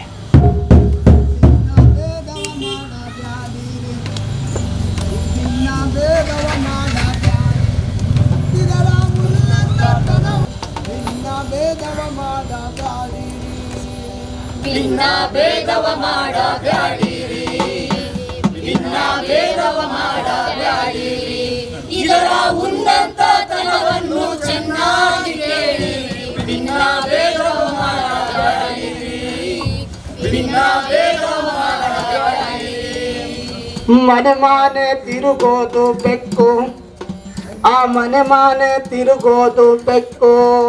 ಪರಿಯಾರವರ ಮನೆಯಲ್ಲಿ, ಕೊಂಡಿಗರ ಮನೆಯಲ್ಲಿ, ಆಚಾರ್ಯ ಮನೆಯಲ್ಲಿ ಹಾಲು ನೆಕ್ಕದು ನೋಡು ಬೆಕ್ಕು. ಅಯ್ಯ ಒಲೆಯಾರ ಮನೆಯಲ್ಲಿ, ಒಕ್ಕಲಿಗರ ಮನೆಯಲ್ಲಿ, ಮಾದಿಗರ ಮನೆಯಲ್ಲಿ, ಕುರುಬಾರ ಮನೆಯಲ್ಲೇ ಬಾಡು ತಿನ್ನೋದು ನೋಡು ಬೆಕ್ಕು. ಇಂಥ ಉನ್ನತತನವನ್ನು ಚೆನ್ನಾಗಿ ಕೇಳಿರಿ. ಭಿನ್ನ ಭೇದವ ಮಾಡಬ್ಯಾಡಿರಿ, ಭಿನ್ನ ಭೇದವ ಮಾಡಬ್ಯಾಡಿರಿ. ಅಯ್ಯ ಹಸಿದವನು ವಲಯ, ಸುಸ್ತಾದವನು ಚಾಂಡಾಳೆ. ಅಯ್ಯ ಹಸಿದವನು ವಲಯ, ಸುಸ್ತಾದವನು ಚಾಂಡಾಳೆ. ನಮ್ಮ ಹಿಂಬಾಲಿಸಿಕೊಳ್ಳುವ ಮೈಲಾರಲಿಂಗ, ಮೈಲಾರಲಿಂಗ, ಮೈಲಾರ ಎಲ್ಲ ಎದೆಯಲ್ಲಿ ಕತ್ತಾರೆ. ಸ್ವಾಮಿ ಬಾಯಲ್ಲಿ ಬೆಲ್ಲ ಎದೆಯಲ್ಲಿ ಕತ್ತಾರೆ. ಇಂಥ ಜಾತಿಗರ ಸಂಗಮ ಮಾಡಲು ಬ್ಯಾಡಿರಿ, ಭಿನ್ನ ಭೇದವ ಮಾಡಬ್ಯಾಡಿರಿ ಭಿನ್ನ ಭೇದವ ಮಾಡಬ್ಯಾಡಿರಿ ಇದರ ಉನ್ನತತನವನ್ನು ಚೆನ್ನಾಗಿ ಕೇಳಿರಿ ಭಿನ್ನ ಭೇದವ ಮಾಡಬ್ಯಾಡಿರಿ ಭಿನ್ನ ಭೇದವ ಮಾಡಬ್ಯಾಡಿರಿ ಸ್ವಾಮಿ ಮುತ್ತಾರೆ ಮಳ ನೆತ್ತಿ ಮ್ಯಾಗಳ ನೀರು ಗಂಟಾಳ ಕಿಳಿದವಲ್ಲೋ ಸ್ಥಿರವಲ್ಲ ಸ್ಥಿರವಲ್ಲ ನರ ಜನ್ಮ ಸ್ಥಿರವಲ್ಲ ಸ್ಥಿರವಲ್ಲ ಸ್ಥಿರವಲ್ಲ ನರ ಜನ್ಮ ಸ್ಥಿರವಲ್ಲ ಭೇದವ ಮಾಡಬ್ಯಾಡಿರಿ ಭಿನ್ನ ಭೇದವ ಮಾಡಬ್ಯಾಡಿರಿ ಇದರ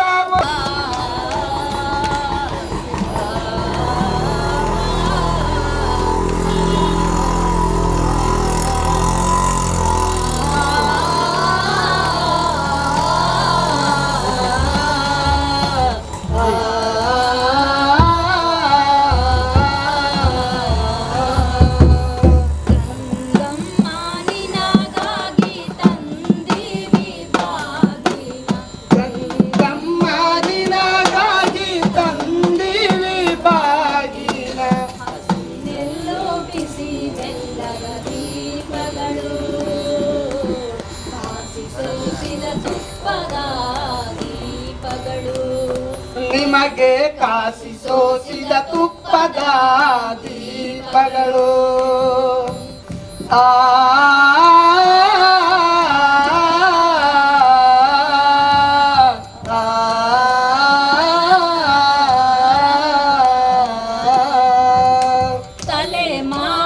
ತಲೆಮಾರು ಬಾಯ್ ಬಿಟ್ಟ ಬೇರಿಗೆಲ್ಲ ತಲೆಮಾರು ಬಾಯ್ ಬಿಟ್ಟ ಬೇರಿಗೆಲ್ಲ ಪ್ರಾಣ ಕೊಟ್ಟು ಪರೆಯೋಳೆ ಕುಡಿ ಬೆಳೆಸಿ ನಡೆಯೋಳೆ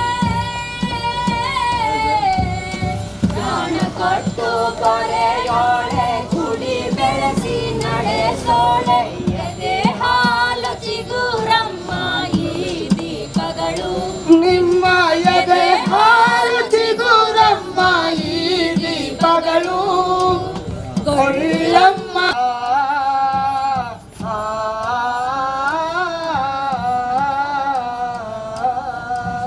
ತಾಯಿ ಬರಲ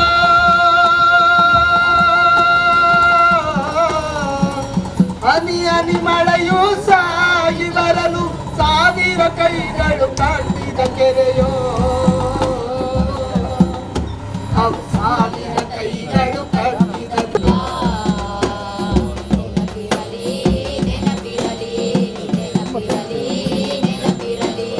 ಬರೆದು ಮಾಡಿದರೆ ಈ ಕಣಜ ಬರಲಾಡುವುದಿ ಧನುಜ ಬರೆದು ಮಾಡಿದರೆ ಈ ಕಣಜ ಬರಲಾಗುವುದಿ ಧರಣಿ ನಿಜ ಹಳ್ಳಗಳು ಕೊಳ್ಳೋ ಮೌಖಿಗಳು ಸದಾ ಕವಲುಗಳು ನೆನಪಿ ಅವು ಜೀವ ಸರಪಳಿ ಮುರಿಯುವುದು ನೆನಪಿರಲಣ್ಣ ನೆನಪಿರಲಕ್ಕ ನೆನಪಿರಲಿ ಸಾವಿರ ಕೈಗಳ ಚಿತ್ತಾರ ನೆಲದ ಬೇರುಗಳ ವಿಸ್ತಾರ ಪ್ರಜಾಪ್ರಭುತ್ವದ ಸಾಕಾರ ನೆಲದ ಬೇರುಗಳ ವಿಸ್ತಾರ ಪ್ರಜಾಪ್ರಭುತ್ವದ ಸಾಕಾರ ಚರಿತ್ರೆ ವಂಚಿತ ಜನ ಸಮುದಾಯದ ಅಂತಃಸತ್ವದ ಹರಿಕಾರ ಚರಿತ್ರೆ ವಂಚಿತ ಜನ ಸಮುದಾಯದ ಅಂತಃಸತ್ವದ ಹರಿಕಾರ ಜನಾಧಿಕಾರ ಜನಾಧಿಕಾರ ಸಾವಿರ ಕೈಗಳ ಚಿತ್ತಾರ ಜನಾಧಿಕಾರ ಜನಾಧಿಕಾರ ಸಾವಿರ ಕೈಗಳ ಚಿತ್ತಾರ ಸೂರ್ಯನ ಕಿರಣ ಬೆಳಗದ ಮೂಲೆಯ ಕತ್ತಲ ಮೊತ್ತವಾ ಮಿಂಚು ಬುಟ್ಟಿಯ ದೀಪ ಬೆಳಗುವುದೋ ಸೂರ್ಯನ ಕಿರಣ ಬೆಳಗದ ಮೂಲೆಯ ಕತ್ತಲ ದೀಪವ ಬಿಡಿ ಬಿಡಿ ಬುಟ್ಟಿಯ ದೀಪ ಬೆಳಗುವುದೋ ಸೂರ್ಯಕಾಂತಿಯ ಮುಖದ ಸ್ಥಿರದ ತುಂಬೆಯ ಹೂವಿನ ಚೆಲುವುದು ಸೂರ್ಯಕಾಂತಿಯ ಮುಖದ ಸ್ಥಿರದ ತುಂಬೆಯ ಹೂವಿನ ಚೆಲುವುದು ಪಾದದ ಬೇರಿನ ಹಾಡವಿಲ್ಲದ ಯುಗ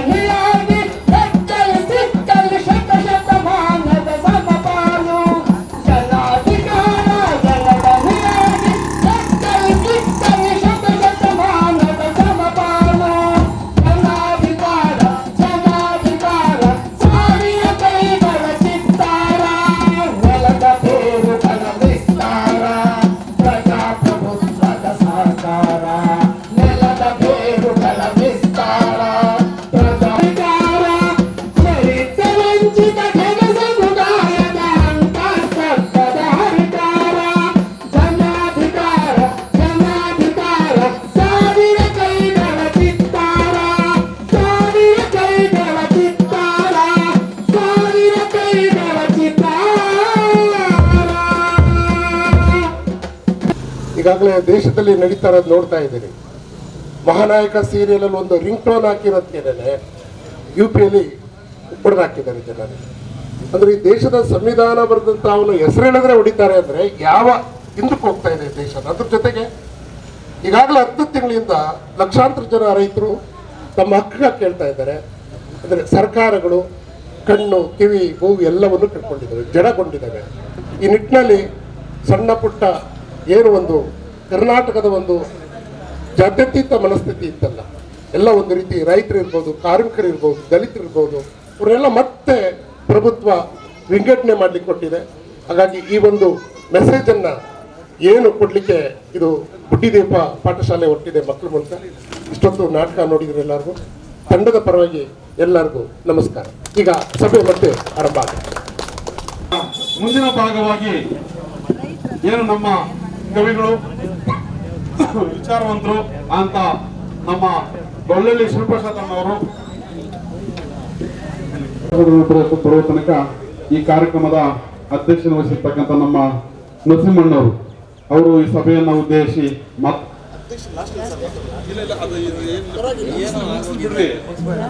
ಇಲ್ಲಿ ಸಂಪ್ರದಾಯಬದ್ಧವಾಗಿ ನರಸಿಂಹಣ್ಣವರು ನಾವು ಯಾರು ಮಾತಾಡಿದ್ರೆ ವಿಚಾರಗಳು ಬಂದ್ವಾ ಅದು ಮುಖ್ಯ. ವಿಚಾರಗಳು ಬಂದ್ವಾ, ವಿಚಾರ ಪ್ರಸ್ತಾಪ ಆಯ್ತಾ, ವಿಚಾರಗಳು ಪ್ರಚಾರ ಆದ್ವಾ ಅದು ಮುಖ್ಯ. ನರಸಿಂಹಣ್ಣವರು ಈ ಸಭೆಯನ್ನು ಉದ್ದೇಶಿಸಿ ಮಾತನಾಡಬೇಕಾಗಿ ಈ ಮೂಲಕ ಮನವಿ ಮಾಡಿಕೊಳ್ತಾರೆ. ಕಾರ್ಯಕ್ರಮದಲ್ಲಿ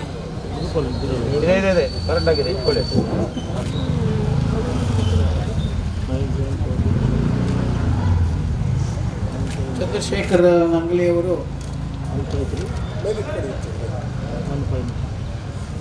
ತಮ್ಮ ವಿಚಾರ ಸರಣಿಯಲ್ಲಿ ಬಹಳ ಅದ್ಭುತವಾದಂಥ ಮಾತುಗಳನ್ನು ಆಡಿದ್ದಾರೆ. ಇವತ್ತು ನಮ್ಮ ಒಂದು ಆಧುನಿಕ ಮನುಷ್ಯನ ಒಂದು ದೌರ್ಜನ್ಯಗಳ ಒಂದು ಸೆಲೆಗೆ ಸಿಕ್ಕಿ ನಮ್ಮ ನೆಲ ಸಂಸ್ಕೃತಿ ಯಾವ ಥರ ಹಾಳಾಗ್ತಾ ಇದೆ ಅದನ್ನು ಉಳಿಸಿಕೊಳ್ಳುವ ನಿಟ್ಟಿನಲ್ಲಿ ನಮ್ಮೆಲ್ಲರ ಒಂದು ಕರ್ತವ್ಯಗಳು ಏನು, ನಮ್ಮ ಜವಾಬ್ದಾರಿಗಳು ಏನು ಎಂಬ ವಿಚಾರವನ್ನು ಭಾಳ ಸುಂದರವಾಗಿ ತಮ್ಮದೇ ಆದ ವಿಚಾರವನ್ನು ಭಾಳ ಮನೋಜ್ಞವಾಗಿ ತಿಳಿಸಿದ್ದಾರೆ. ಇವತ್ತು ನಮ್ಮ ಕೃಷಿ ಪದ್ಧತಿಯಲ್ಲಿರ್ತಕ್ಕಂಥ ಒಂದು ದೋಷಗಳು, ಆ ದೋಷಗಳಿಂದಾಗಿ ಇವತ್ತು ಮಾನವನ ಮೇಲೆ ಏನೆಲ್ಲ ಒಂದು ದುಷ್ಪರಿಣಾಮಗಳು ಇವತ್ತು ಉಂಟಾಗಿ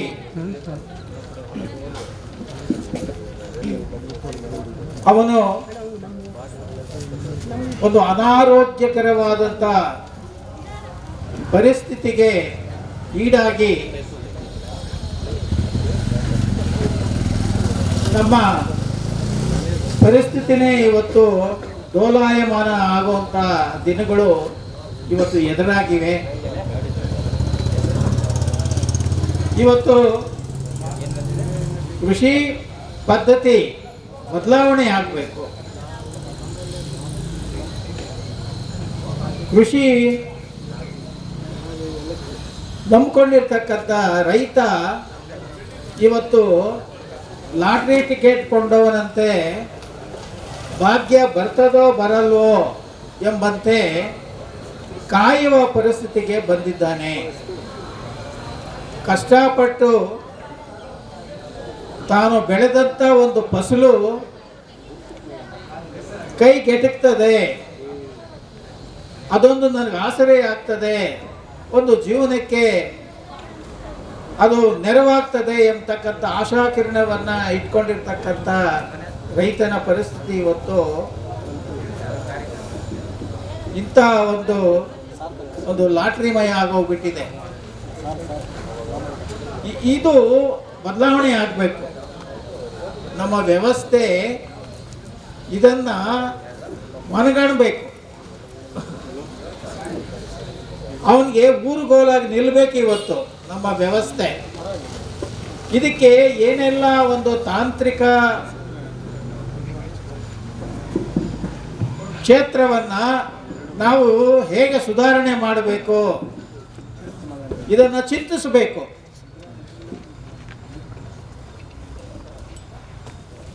ಹೀಗೆ ಇದೊಂದು ಗಂಭೀರವಾದಂಥ ಪರಿಸ್ಥಿತಿ. ನಮ್ಮ ದೇಶ ರೈತ ನಮ್ಮ ದೇಶದ ಬೆನ್ನೆಲುಬೇ. ಇವತ್ತು ಹಿರಿಯರು ಹೇಳಿದ ಹಾಗೆ ರೈತ. ಇವತ್ತು ಆ ರೈತನ ಪರಿಸ್ಥಿತಿ ಇವತ್ತು ಈ ಮಟ್ಟಕ್ಕೆ ಬಂದಾಗ ನಮ್ಮ ದೇಶದ ಜೀವನನೇ ಹಾಳಾಗ್ತದೆ. ಇದಕ್ಕೆ ಇಂಥ ಒಂದು ಬೇಕಾದಷ್ಟು ಇವತ್ತು ನಮ್ಮ ಮುಂದೆ ರೈತ ಸಂಘಟನೆಗಳಿವೆ.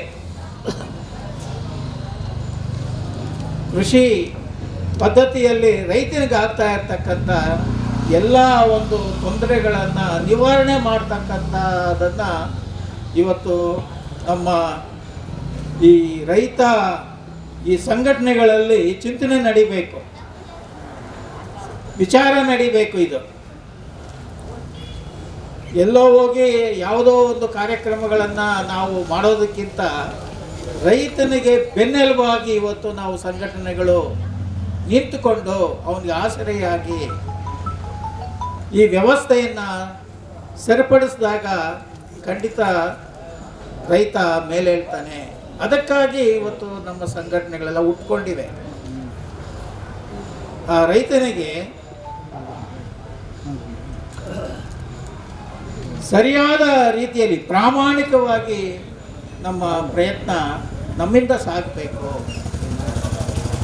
ಇವತ್ತು ಕೃಷಿ ಸಂಸ್ಕೃತಿ ಎಂಬತಕ್ಕಂಥ ಒಂದು ಸಂಸ್ಥೆ ಕೋಲಾರ ನಗರದಲ್ಲಿ ಇವತ್ತು ನಮ್ಮ ರಾಮಣ್ಣನವರು, ನಮ್ಮ ಶಿವಪ್ಪನವರು, ಇತರೆ ನಮ್ಮ ಸ್ನೇಹಿತರು ಎಲ್ಲ ಸೇರಿಕೊಂಡು ಒಂದು ಸಂಸ್ಥೆಯನ್ನು ಹುಟ್ಟಾಕಿದ್ದಾರೆ. ಇಲ್ಲಿ ಈ ಸಂಸ್ಕೃತಿಯಲ್ಲಿ ನಮ್ಮ ಕಂಗ್ಲೆ ಚಂದ್ರಶೇಖರ್ ಹೇಳಿದ ಹಾಗೆ ಏನೆಲ್ಲ ಒಂದು ಗಟ್ಟಿತನ ಇತ್ತು ಹಿಂದೆ, ಆ ಗಟ್ಟಿತನ ಪುನಃ ಉಳಿಸ್ಕೊಳ್ತಕ್ಕಂಥ ಒಂದು ಪ್ರಯತ್ನಗಳು ಈ ಸಂಸ್ಕೃತಿಯಿಂದ ನಡಿಬೇಕು, ಚಿಂತನೆ ನಡಿಬೇಕು. ಇವತ್ತು ಟೊಳ್ಳು ನಾವು ತಿನ್ನತಕ್ಕಂಥ ಒಂದು ಫಸಲು ಏನಾಗಿದೆ, ಇವತ್ತು ಟೊಳ್ಳಾಗಿದೆ, ಅದರಲ್ಲಿ ಏನು ಸತ್ವ ಇಲ್ಲ. ಇದು ಗೊತ್ತಿದ್ದು ಏನೋ ಒಂದು ಯಾಂತ್ರಿಕವಾಗಿ ಯಾವುದೋ ಒಂದು ವ್ಯವಸ್ಥೆಗೆ ನಾವು ಕಟ್ಟಿಬಿದ್ದು ಬಿಟ್ಟಿದ್ದೀವಿ. ಯಾಂತ್ರಿಕವಾಗಿ ನಾವು ಜೀವನ ಮಾಡ್ತಾ ಇದ್ದೀವಿ ಅಷ್ಟೇ. ಮುಂದಿನ ದಿನಗಳಲ್ಲಿ ಇದು ಹೀಗೆ ಹೋಯಿತು ಅಂದರೆ ನಿಜವಾಗ್ಲೂ ಅವರು ಹೇಳಿದಾಗೆ ಒಂಥರ ನಾವು ಯಾಂತ್ರಿಕ ಗೊಂಬೆಗಳಾಗಿ ಜೀವನ ಮಾಡಬೇಕಾಗ್ತದೆ. ಮುಂದಿನ ದಿನಗಳಲ್ಲಿ ನಮ್ಮದೇ ಆದಂಥ ಒಂದು ಸತ್ವಯುತವಾದಂಥ ಜೀವನ ಮಾಡೋಕೆ ಆಗಲ್ಲ. ಒಂದು ಯಾಂತ್ರಿಕವಾದ ಗೊಂಬೆಗಳು ಅಷ್ಟೇ ನಾವು. ಇದನ್ನು ಸುಧಾರಣೆ ಮಾಡ್ತಕ್ಕಂಥ ಪ್ರಯತ್ನಗಳು ಮುಂದಿನ ದಿನಗಳಲ್ಲಿ ನಾವೆಲ್ಲ ಸೇರಿ ಒಂದು ವ್ಯವಸ್ಥೆಯಲ್ಲಿ ತರುವಂಥ ಪ್ರಯತ್ನಗಳನ್ನು ನಾವು ಮಾಡಬೇಕು. ಈ ದಿನ ಕಾರ್ಯಕ್ರಮದಲ್ಲಿ ಇನ್ನೂ ನಮ್ಮ ಜಿಲ್ಲಾಧಿಕಾರಿಗಳು ಬರೋರು ಇದ್ದಾರೆ ಅಂತ ಹೇಳ್ತಾ ಇದ್ದಾರೆ. ಅವರು ಬಂದು ಈ ಕಾರ್ಯಕ್ರಮನ ಉದ್ಘಾಟನೆ ಮಾಡಬೇಕು. ಆಮೇಲೆ ಏನೆಲ್ಲ ಉದ್ದೇಶಗಳನ್ನು ಇಟ್ಕೊಂಡು ಇವತ್ತು ಈ ಕೃಷಿ ಸಂಸ್ಕೃತಿ ಸಂಸ್ಥೆ ಇವತ್ತು ನಾವು ಮಾಡಿದ್ದೇವೆ, ಆ ಉದ್ದೇಶಗಳನ್ನು ಈಡೇರ್ತಕ್ಕಂಥ ಒಂದು ಒಳ್ಳೆ ಪ್ರಯತ್ನಗಳು, ಆಶಯಗಳು ಈಡೇರಲಿ ಅಂತ ನಾನು ಆಶಿಸಿ ಈ ಒಂದು ಸಂಸ್ಥೆಗೆ ಶುಭವಾಗಲಿ, ತನ್ನ ಆಶೋತ್ತರಗಳನ್ನು ಬೆಳೆಸ್ಕೊಂಡು ಹೋಗಲಿ ಅಂತ ಆಶಿಸಿ ನನ್ನ ಈ ಎರಡು ಮಾತುಗಳನ್ನು ಮುಗಿಸ್ತೇನೆ. ಜೈ ಭೀಮ್, ಜೈ ಕರ್ನಾಟಕ.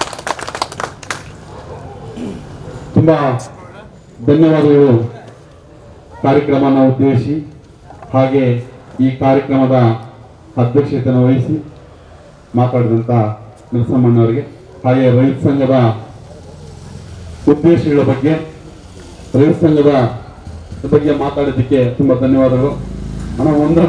ಒಂದು ಕಹಿ ಸತ್ಯವನ್ನು ಒಪ್ಪಿಕೊಳ್ಳಬೇಕಾಗ್ತದೆ. ರೈತ ಸಂಘದಲ್ಲಿ ಇಲ್ಲಿ ನಾವು ಬಸಲಿಂಗ ಸಾರಿಗೆ ಮತ್ತೆ ನಂಗ್ಲಿಜ್ ನರಶೇಖರ್ ಸಾರಿಗೆ ಒಂದು ಕಹಿ ಸತ್ಯವನ್ನ ನಿರ್ದಾಕ್ಷಿಣ್ಯವನ್ನು ಒಪ್ಪಿಕೊಂಡು, ರೈತ ಸಂಘದಲ್ಲಿ ನಾನು ವ್ಯಾಖ್ಯಾನ ಮಾಡೋದು 3 ವಿಧಾನ.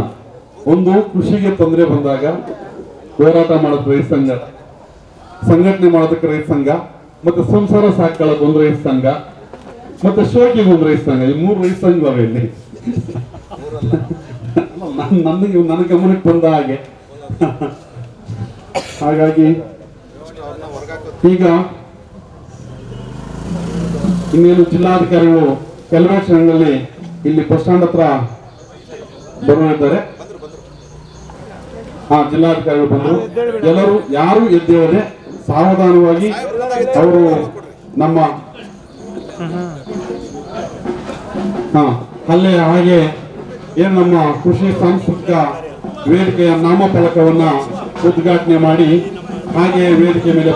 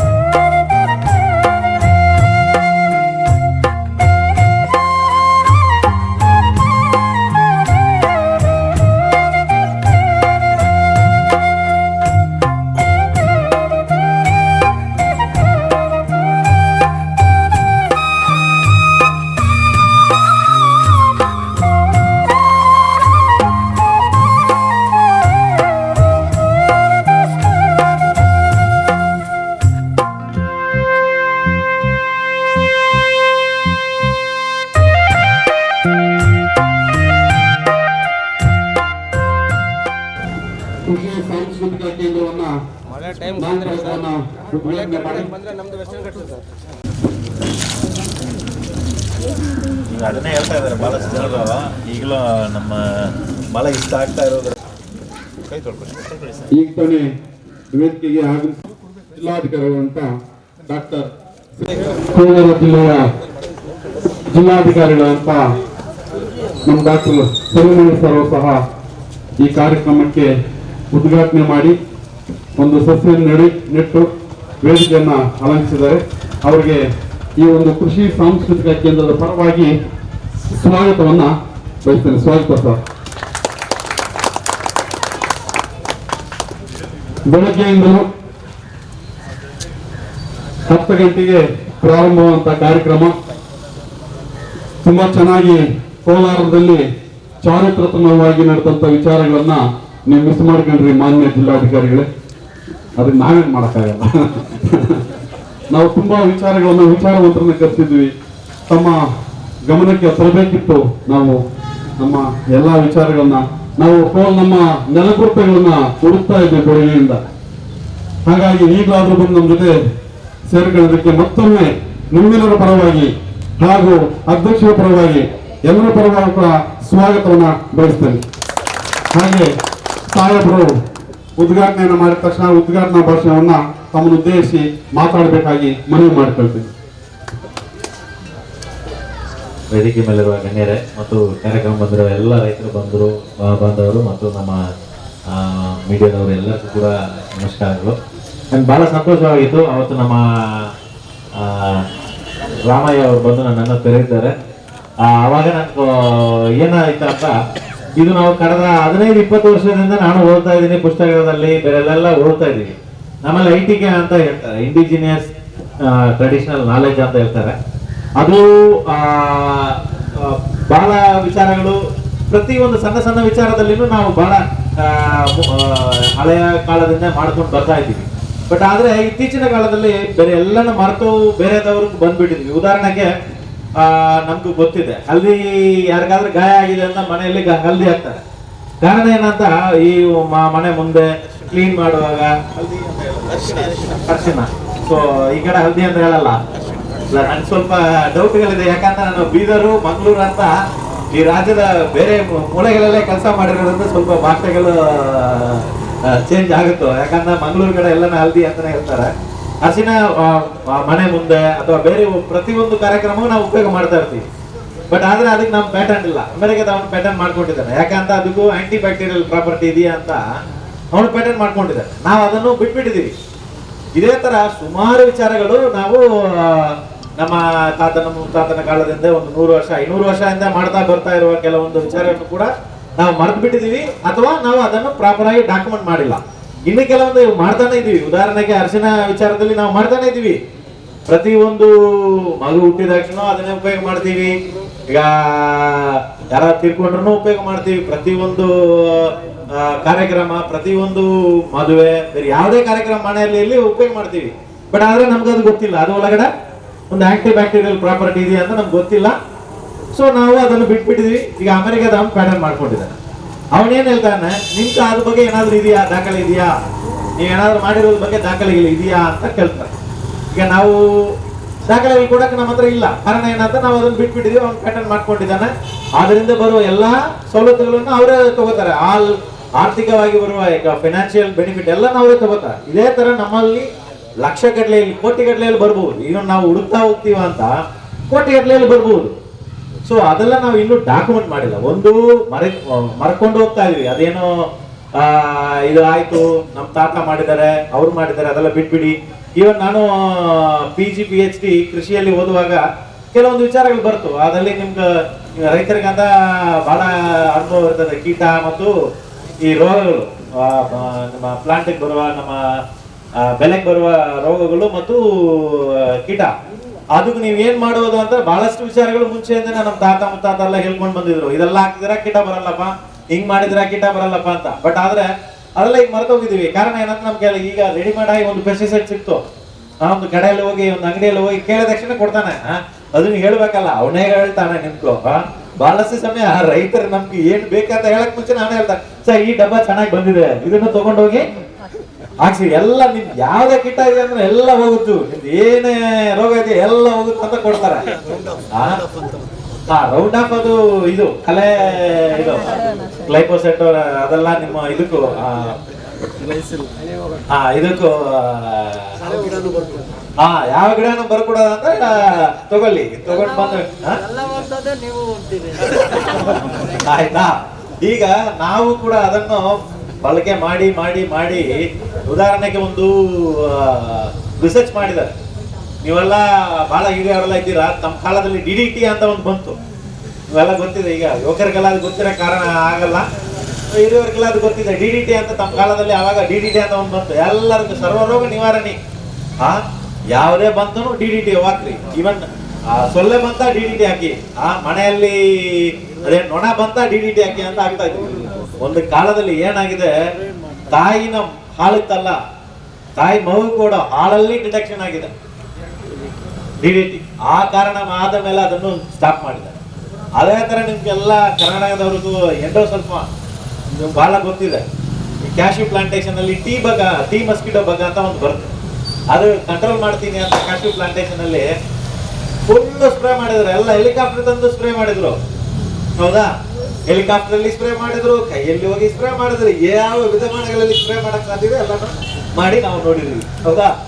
ಸೊ ಟ್ರ್ಯಾಕ್ಟರ್ ಅಲ್ಲಿ ಮಾಡಿದ್ದಾರೆ, ಮನುಷ್ಯ ತಗೊಂಡೋಗಿ ಮಾಡಿದಾನೆ, ಎತ್ತಿನ ಗಾಡಿಯಲ್ಲಿ ತಗೊಂಡೋಗಿ ಮಾಡಿದ್ದಾರೆ, ಆಮೇಲೆ ಕಾರಲ್ಲಿ, ಹೆಲಿಕಾಪ್ಟರ್ ಅಲ್ಲಿ, ಈಗ ಮತ್ತೆ ಡ್ರೋನ್ ಅಲ್ಲಿನೂ ಮಾಡಕ್ ಟ್ರೈ ಮಾಡಿದ್ರು. ಬಟ್ ಆದ ಮೇಲೆ ಅದನ್ನು ಪರಿಣಾಮ ನಿಮ್ಗೂ ಗೊತ್ತಿದೆ ಎಲ್ಲರಿಗೂ. ಅದ್ರ ಬಗ್ಗೆ ಬಹಳ ನನಗೆ ಅನ್ಸೋಮಟ್ಟಿಗೂ ವರ್ಷಗಟ್ಟಲೆಯಲ್ಲಿ ಕರ್ನಾಟಕದಲ್ಲಿ ಅದು ಮಾಧ್ಯಮಗಳಲ್ಲಿ ಚರ್ಚೆಯಲ್ಲಿನೇ ಇತ್ತು, ನಿಮ್ಗೆಲ್ಲ ಗೊತ್ತಿದೆ. ಅದಾದ ಮೇಲೆ ಈಗ ನಾವು ಏನ್ ಮಾಡ್ತಾ ಇದೀವಿ, ನಾವೆಲ್ಲ ಆರ್ಗಾನಿಕ್ ಫಾರ್ಮಿಂಗ್ ಹೋಗ್ಬೇಕು. ಆರ್ಗಾನಿಕ್ ಫಾರ್ಮಿಂಗ್ ಅಂತ ಸಾವಯವ ಕೃಷಿಗೆ ಹೋಗ್ಬೇಕು. ನಾವು ನಮ್ಮ ಬಿಟ್ಟೋಗಿರುವ ಇದನ್ನು ನಾವು ತಗೊಂಡು ಅದರಲ್ಲಿ ಈಗ ಆರ್ಗಾನಿಕ್ ಫಾರ್ಮಿಂಗ್ ಅಲ್ಲಿ ಕೆಲವೊಬ್ರಿಗೆ ಏನು ತಲೆಯಲ್ಲಿದೆ ಅಂತ, ನೀವು ಇವತ್ತು ಒಂದು ಚೆನ್ನಾಗಿ ಕೃಷಿ ಮಾಡ್ತಾ ಇದ್ದೀರಾ, ಒಂದು ಭತ್ತ ಬೆಳಿತೀರಾ ಅಂತ ಒಂದು 3-4 ಟನ್ ಬೆಲೆ ಸಿಗ್ಬೋದು ಒಂದು ಹೆಕ್ಟರ್ಗೆ 4 ಟನ್ ಅಂತ ನಿಮ್ಮ ಎಕರ್ ಕ್ಯಾಲ್ಕುಲೇಟ್ ಮಾಡ್ಬೋದು. ಆದ್ರೆ ಆರ್ಗಾನಿಕ್ ಫಾರ್ಮಿಂಗ್ ಹೋದ ತಕ್ಷಣ ಸ್ವಲ್ಪ ಕಡಿಮೆ ಆಗುತ್ತೆ. ಕಡಿಮೆ ಆದ ಮೇಲೆ ಗಾಬರಿ ಆಗ್ತಾರೆ. ಸೊ ಇಷ್ಟು ಈಲ್ಡ್ ಬರ್ತಾ ಇತ್ತು ಮುಂಚೆ, ಈಗ ಸ್ವಲ್ಪ ಕಡಿಮೆ ಆಗ್ಬಿಟ್ಟಿದೆ, ಹಂಗಾಗಿದೆ ಹಿಂಗಾಗಿದೆ. ಇಲ್ಲ, ಎರಡನೇದು ಥ್ರೆಶೋಲ್ಡ್ ಲೆವೆಲ್ ಅಂತ ಒಂದು ಹೇಳ್ತಾರೆ. ಯಾವ ಕೀಟ ನಾಶ ಇನ್ಸೆಕ್ಟಿಸೈಡ್ ಪೆಸ್ಟಿಸೈಡ್ ಮಾಡಬೇಕು, ಫಂಜಿಸೈಡ್ ಮಾಡ್ಬೇಕಂತ ಒಂದಿದೆ. ಅದರಲ್ಲಿ ಆ ಕೀಟ ಒಂದು 10-15 ಇರ್ತದೆ. ಆ 10-15ರಿಂದ ನಿಮ್ಗೆ ಲಾಸ್ ಆಗೋದು ಬರೀ 100 ರೂಪಾಯಿ ಆಗುತ್ತೆ. ಬಟ್ ಆದ್ರೆ ನಮ್ಮವ್ರು ಏನು ಹೋಗಿ ಮಾಡ್ತಾರೆ, ಸ್ಪ್ರೇ ಮಾಡಿ 1000 ರೂಪಾಯಿ ಖರ್ಚು ಮಾಡ್ತಾರೆ. ಅದೆಲ್ಲ ನಿಲ್ಲಿಸಿ ನಾವು ನಮ್ಮ ಪಾರಂಪರಿಕದಲ್ಲಿ ಏನೇನು ವಿಚಾರಗಳು ಮಾಡಕ್ಕೆ ನಮ್ಗೆ ಸಾಧ್ಯ ಇದೆ, ಕೆಲವೊಂದು ಮಾಡಕ್ಕೆ ಸಾಧ್ಯ ಇಲ್ಲದ್ರೆ ಇರ್ಬೋದು, ಇಲ್ಲ ಅಂತ ನಾವು ಹೇಳಲ್ಲ. ಅವರು 1000 ವರ್ಷ ಕೆಳಗಡೆ ಏನೆಲ್ಲ ಮಾಡಿದಾರೆ ಅದನ್ನು ನಾವು ಹಂಗೆ ಮಾಡ್ಬೇಕಂತ ಇಲ್ಲ. ಬಟ್ ಅಟ್ಲೀಸ್ಟ್ ಏನೆಲ್ಲ ಮಾಡ್ತಾ ಇದ್ರು ಅದನ್ನು ಹುಡುಕಿ ಅದರಲ್ಲಿ ಏನು ಒಳ್ಳೆಯದು, ಏನು ಮಾಡಕ್ಕಾಗುತ್ತೆ, ಈಗಿನ ಪರಿಸ್ಥಿತಿಯಲ್ಲಿ ಏನ್ ಮಾಡಕ್ಕಾಗುತ್ತೋ, ಏನ್ ಮಾಡ್ಬೋದು ಅಂತ ಒಂದು ಹುಡುಕ್ಬೇಕು. ಒಂದು ಎರಡನೇದು ನನ್ನ ಕಲಕಲೆಯ ವಿನಂತಿ ಏನಂತ, ನಾವು ಅದು ಏನ್ ಮಾಡ್ತೀವೋ ಖಂಡಿತ ಅದನ್ನು ಡಾಕ್ಯುಮೆಂಟ್ ಮಾಡಿ ಅಂತ ನಾನು ಅವತ್ತೇ ಅವ್ರಿಗೆ ನಾವು ವಿನಂತಿನ ಮಾಡ್ಕೊಂಡಿದ್ದ. ಕಾರಣ ಏನಂತ, ಇವು ನಾವು ಡಾಕ್ಯುಮೆಂಟೇ ಮಾಡೋದಿಲ್ಲ. ನಮ್ಮ ಭಾರತ ದೇಶದಲ್ಲಿ, ನಮ್ಮ ರಾಜ್ಯದಲ್ಲಿ ಎಲ್ಲ ಕಡೆನೂ ಒಂದು ಕೆಟ್ಟ ಪರಿಸ್ಥಿತಿ ಇದೆ, ಎಲ್ಲ ಮಾಡ್ತೀವಿ. ಈಗ ನೀವು ಆಫೀಸಲ್ಲಿ ಹೋಗಿ ನೋಡ್ತೀರ ಅದನ್ನ ಎಲ್ಲ ಮಾಡ್ತೀವಿ, ಬಟ್ ಆದ್ರೆ ಅದಕ್ಕೆ ಡಾಕ್ಯುಮೆಂಟ್ ಇರಲ್ಲ.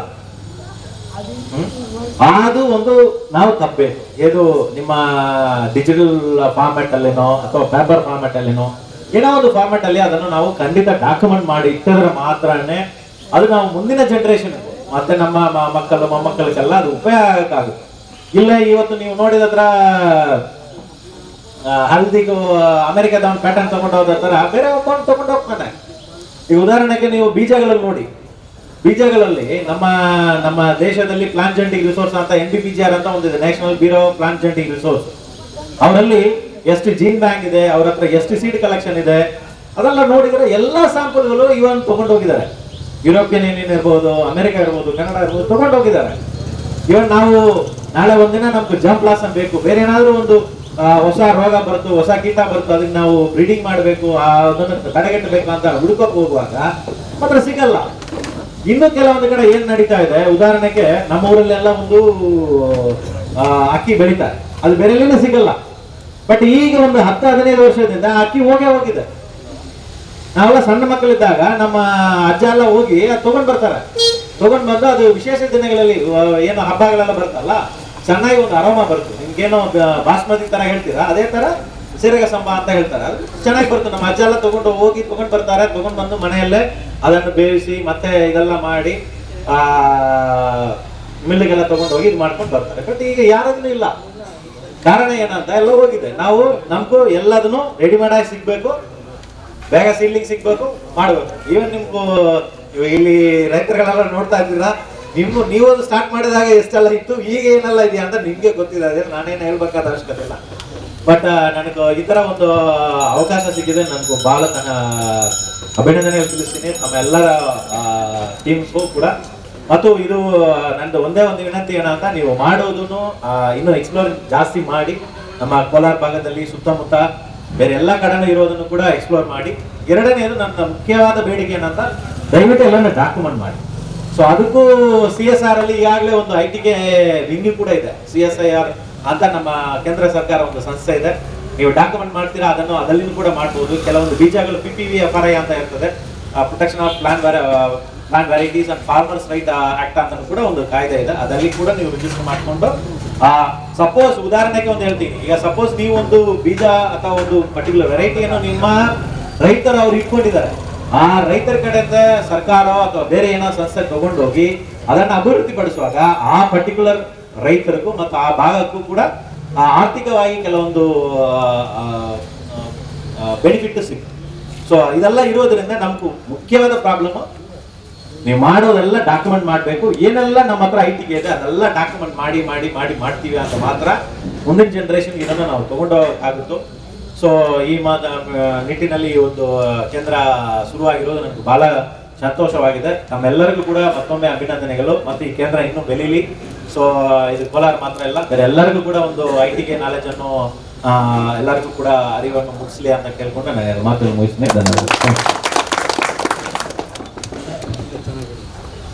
ಧನ್ಯವಾದಗಳು ನಮ್ಮ ಕೋಲಾರ ಜಿಲ್ಲೆಯ ಜಿಲ್ಲಾಧಿಕಾರಿಗಳಿಗೆ. ನಿಮ್ಮೆಲ್ಲರ ಪರವಾಗಿ ಈಗ ಕೊನೆಯ ಭಾಗವಾಗಿ ನಾವು ಈ ಕಾರ್ಯಕ್ರಮದಲ್ಲಿ ಭಾಗವಹಿಸ್ತಕ್ಕಂಥ ಎಲ್ಲ ಪ್ರಗತಿಪರ ಚಿಂತಕರು ಹಾಗೂ ಅತಿಥಿಗಳಿಗೆ ಧನ್ಯವಾದಗಳನ್ನ ಹೇಳ್ಕೊಳ್ಳೋಣ. ಆ ಧನ್ಯವಾದಗಳ ಪರವಾಗಿ ನಮ್ಮ ಏನು ರೈತ ಮಹಿಳೆ ಇದ್ದಾರೆ ಅವರಿಗೆ ಅತಿಥಿಗಳಿಗೆ ಧನ್ಯವಾದವನ್ನು ತಿಳಿಸಿಬರಬೇಕು. ಈ ಒಂದು ಕಾರ್ಯಕ್ರಮಕ್ಕೆ ಬಹಳ ವಿಳಂಬವಾಗಿ ಆಗಮಿಸಲು ಸಹ ಕೆಲವು ಸ್ವಾರಸ್ಯಕರವಾದಂತಹ ವಿಚಾರಗಳನ್ನ ಹೇಳಿ ನಮ್ಮೆಲ್ಲರ ಗಮನ ಸೆಳೆದ ಜಿಲ್ಲಾಧಿಕಾರಿಗಳಿಗೆ ನಿಮ್ಮ ಪರವಾಗಿ ಹಾಗೂ ನಮ್ಮೆಲ್ಲರ ಪರವಾಗಿ ಹೃತ್ಪೂರ್ವಕವಾದ ಧನ್ಯವಾದಗಳನ್ನ ಅರ್ಪಿಸ್ತಾ ಇದ್ದೇನೆ. ಹಾಗೆ ತುಂಬಾ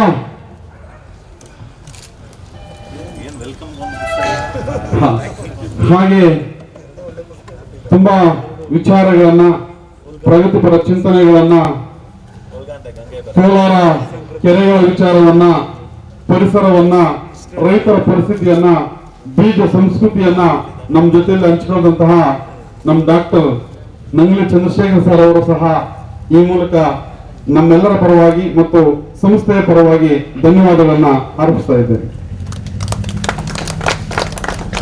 ಹಾಗೆ ಗಂಗಮ್ಮ ನೀರಿನಾಗ ಜಡೆ ಹೆಣ್ತವಳೆ ಎಂಬತಕ್ಕಂಥ ನಮ್ಮ ರಾಮಣ್ಣವರು, ಕೋಟೆಗಾಲ ರಾಮಣ್ಣವರು ಬರೆದಂತಹ ನಾಟಕವನ್ನ ನಿರ್ದೇಶನ ಮಾಡಿದಂತ ಹಾಗೂ ಹಲವಾರು ವಿಚಾರಗಳು ತಮ್ಮೊಂದಿಗೆ ಹಂಚಿಕೊಳ್ಳದಂತ ಬಸವಲಿಂಗ ಸರ್ ಇದ್ದಾರೆ, ಅವ್ರಿಗೂ ಸಹ ಈ ಮೂಲಕ ಧನ್ಯವಾದಗಳನ್ನ ಅರ್ಪಿಸ್ತಾ ಇದ್ದಾರೆ. ಹಾಗೆ ಈಗ ಜಿಲ್ಲಾಧಿಕಾರಿಗಳನ್ನ ಕಚೇರಿ ಕರ್ಕೊಂಡು ನಮ್ಮ ರಾಮಣ್ಣ ಸರ್ ಅವರು, ಅಧ್ಯಕ್ಷರು ನರಸಿಂಹಣ್ಣವರು ಹಾಗೂ ಈ ಒಂದು ಕಾರ್ಯಕ್ರಮಕ್ಕೆ ಅಧ್ಯಕ್ಷತೆ ವಹಿಸಿ ರೈತ ಸಂಘದ ಪ್ರಮುಖ ವಿಚಾರಗಳನ್ನ, ಮುಂದೆ ನೀವು ನಡ್ಕೊಳ್ಬೇಕಂತ ವಿಚಾರಗಳನ್ನ ಪ್ರಸ್ತುತಪಡಿಸಿದ ನರಸಿಂಹಣ್ಣ ಅವರಿಗೆ ಈ ಮೂಲಕ ಧನ್ಯವಾದಗಳನ್ನ ಅರ್ಪಿಸ್ತೇನೆ. ಹಾಗೆ ಈ ಜಿಲ್ಲಾಧಿಕಾರಿಗಳನ್ನ ಕಚೇರಿ ಕರ್ಕೊಂಡೋಗಿ ನಮ್ಮ ರಾಮಣ್ಣ ಸರ್ ಅವರು ಎಲ್ಲವನ್ನ ತೋರಿಸಿ ಮತ್ತೆ ಕರ್ಕೊಂಡು ಬರ್ತಾರೆ. ಅಲ್ಲಿ ತನಕ ನೀವು ಹೀಗೆ ಕೂತಿರ್ಬೇಕು. ಮುಂದಿನ ಕಾರ್ಯಕ್ರಮ ಆಮೇಲೆ ಹೇಳ್ತೀನಿ.